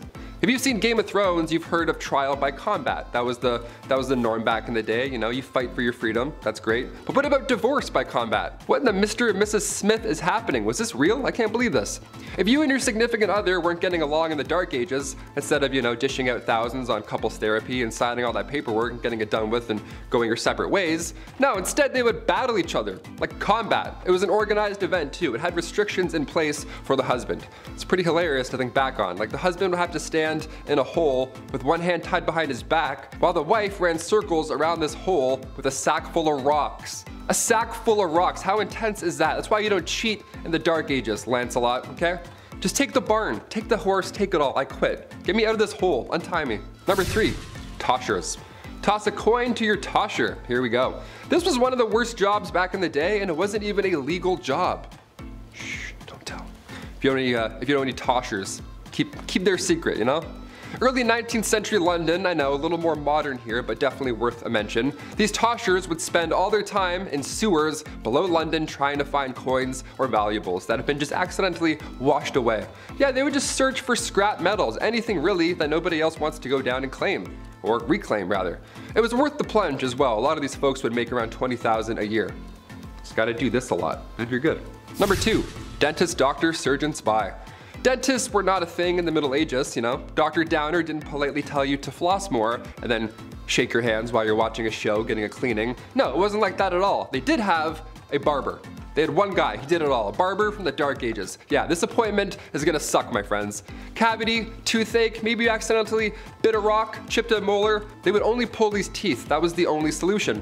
Barbers were responsible for cutting hair, pulling teeth, bloodletting, you know, the classic 3-in-1 appointment we all have to do every month. Doctors were seen throughout history and they've seen a lot of horrible stuff. Back in the 1500s, patients were walking in with an arrow sticking out of their legs. Yeah, instead of cutting the tip off and pulling the opposite way, the arrow remover would come in and then, you know, cut into the injury, opening it more. That's always great. And then you would hold it open and then you'd pull the entire arrow back out of your leg. Yeah, what a fun job. Or chest. Wherever the arrow went, you had to figure that out. This poor soul. And finally, number 1, the rat catcher. Another Game of Thrones classic. If you're a rat person, I know there's a lot of people who do like rats, like rat tricks, and they have like cool rat friends. That's awesome. I'm not one of those people. I'm not bashing you, but I am bashing this job. This would suck. First of all, rats as a medieval punishment was horrible. Where do I even begin with this one? This was one of the worst punishments for the rats as well. This is a 2-for-1 when it comes to pain. A rat trap involved a man being tied down to something and then a metal enclosure would be strapped to his abdomen or chest. And then inside this enclosure, they were rats. And they were also like tucked away. And then historically, they would heat the metal enclosure and the rats would panic and try and get out and they would chew through the softest part, which in this case was your chest or abdomen. It was horrible. It was an absolute nightmare. But these rats had to come from somewhere, or rather someone. As the name hints towards, rat catchers are one of the worst jobs you can have in, or rather out of a castle. It's an important role, you know, just like being a fool or a literal walking, talking toilet. There needs to be a chasseur de rats. Back in those times, rats and mice were the leading source of spreading disease, and with these castles being big and dark, there were probably a lot of them hiding. Black rats were a common household problem, so we need to get those out. So in comes the well-respected rat catcher. These guys would sometimes try and use spells to get rid of the rats. Wasn't always helpful, wouldn't work. More often than not, didn't work. So poison powders were the next main trick here. Also, the Pied Piper, he was an OG. Historically, he would do a musical number to exterminate your pets. If anything, he should be getting a bonus. Any rat catcher, actually, today or back in the Dark Ages, you deserve a bonus, my friend.